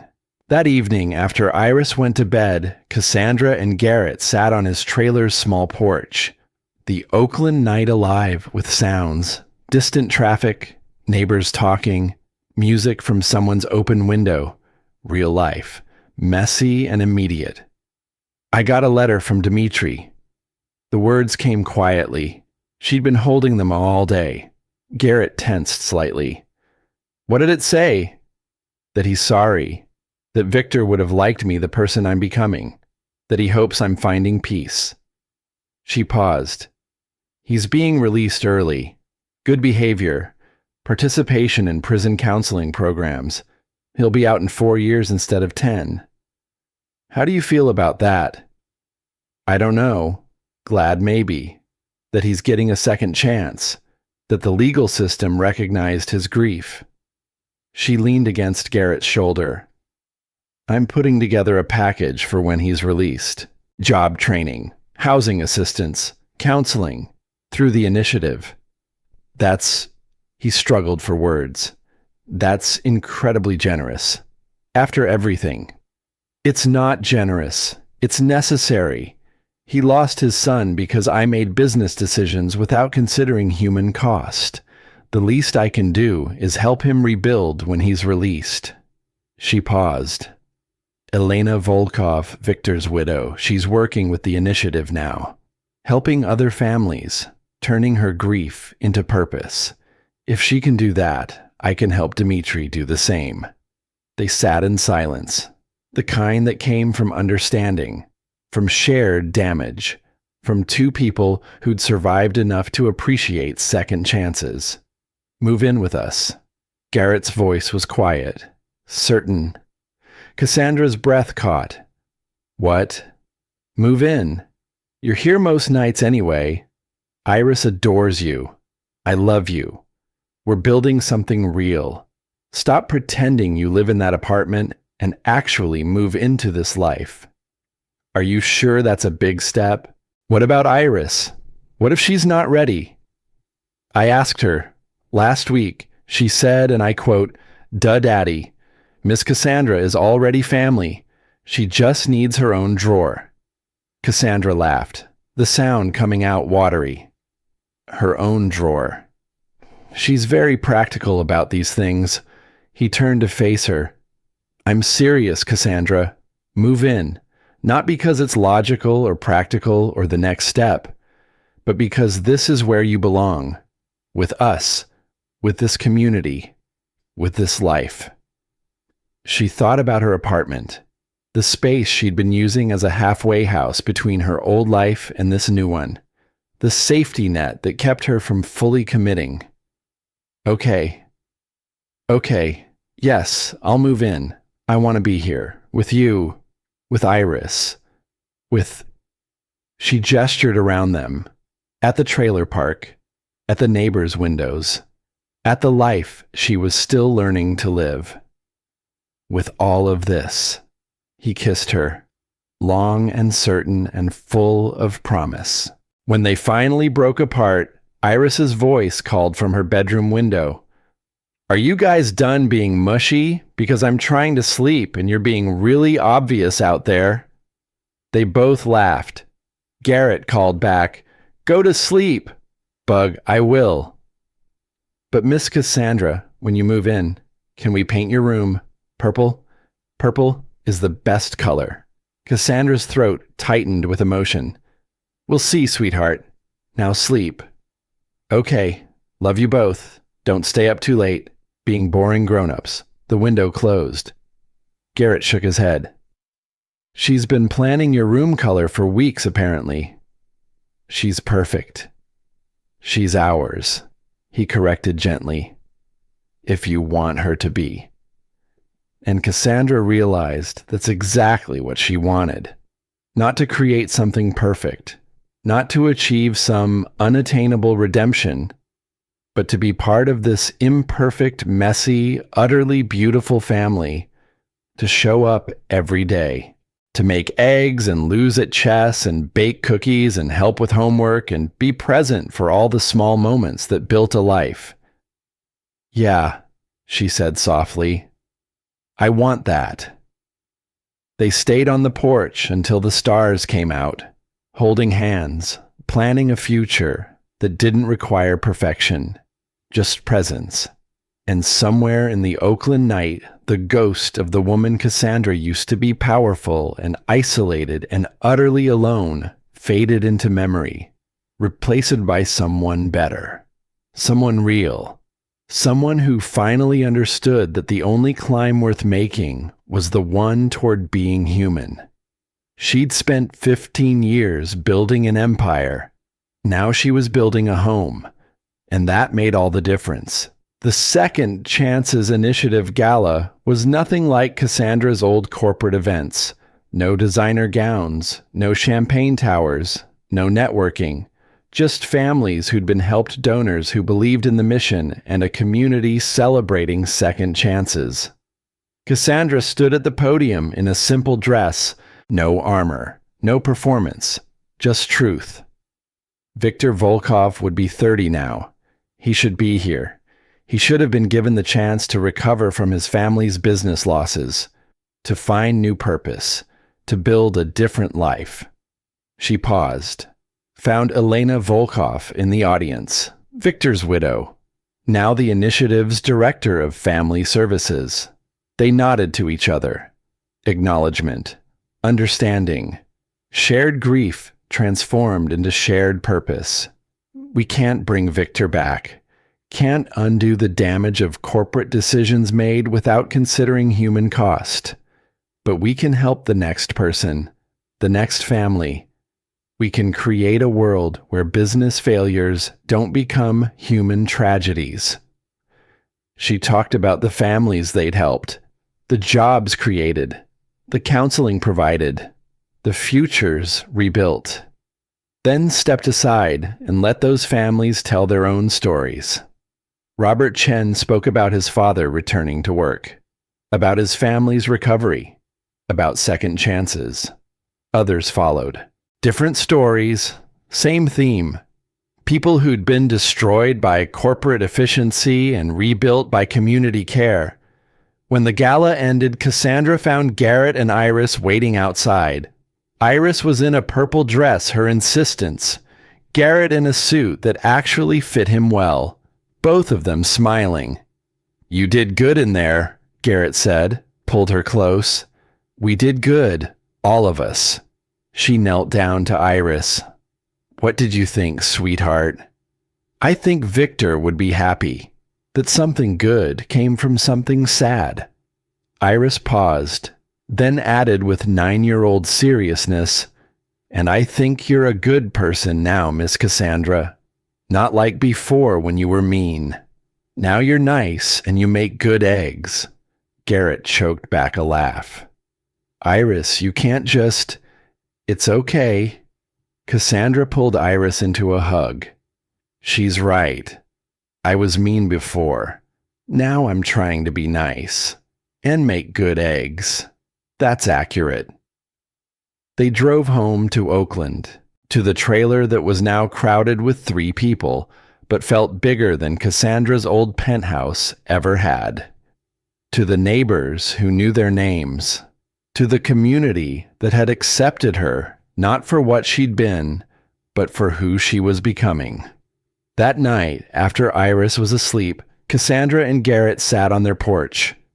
Do you miss it? He asked. The power, the success, the empire. She thought about it honestly. Sometimes, not the isolation, but the certainty. the control, the feeling of being untouchable. And then I remember that being untouchable meant being unloved. That control meant loneliness. That success without connection is just empty. She leaned against him. This is better. Us, Iris, this community, this messy, imperfect, utterly real life. Even when you're still losing at chess, even then, Duncan says I'm improving. Slowly. He says that every week. And every week I show up and try again. That's the point. She turned to face him. I'm not trying to be perfect anymore. Just present. That's enough. More than enough. He kissed her. You're more than enough. Later in bed, Cassandra thought about the journey. From CEO to criminal target to community member. From isolation to belonging. From climbing to building. 15 years to become someone she hated. 1 year to start becoming someone she could respect. It wasn't redemption. Victor was still dead. Families were still harmed. The past couldn't be undone. But every morning she woke up and made eggs for a child who wasn't biologically hers but felt like it anyway. Every week she showed up for PTA meetings and chess lessons and community dinners. Every day she chose to be present instead of perfect. And slowly, moment by moment, she was becoming someone worth loving. Not because she'd achieved redemption, but because she'd stopped trying to achieve anything at all. She just started living, showing up, being human. And that was enough. The end.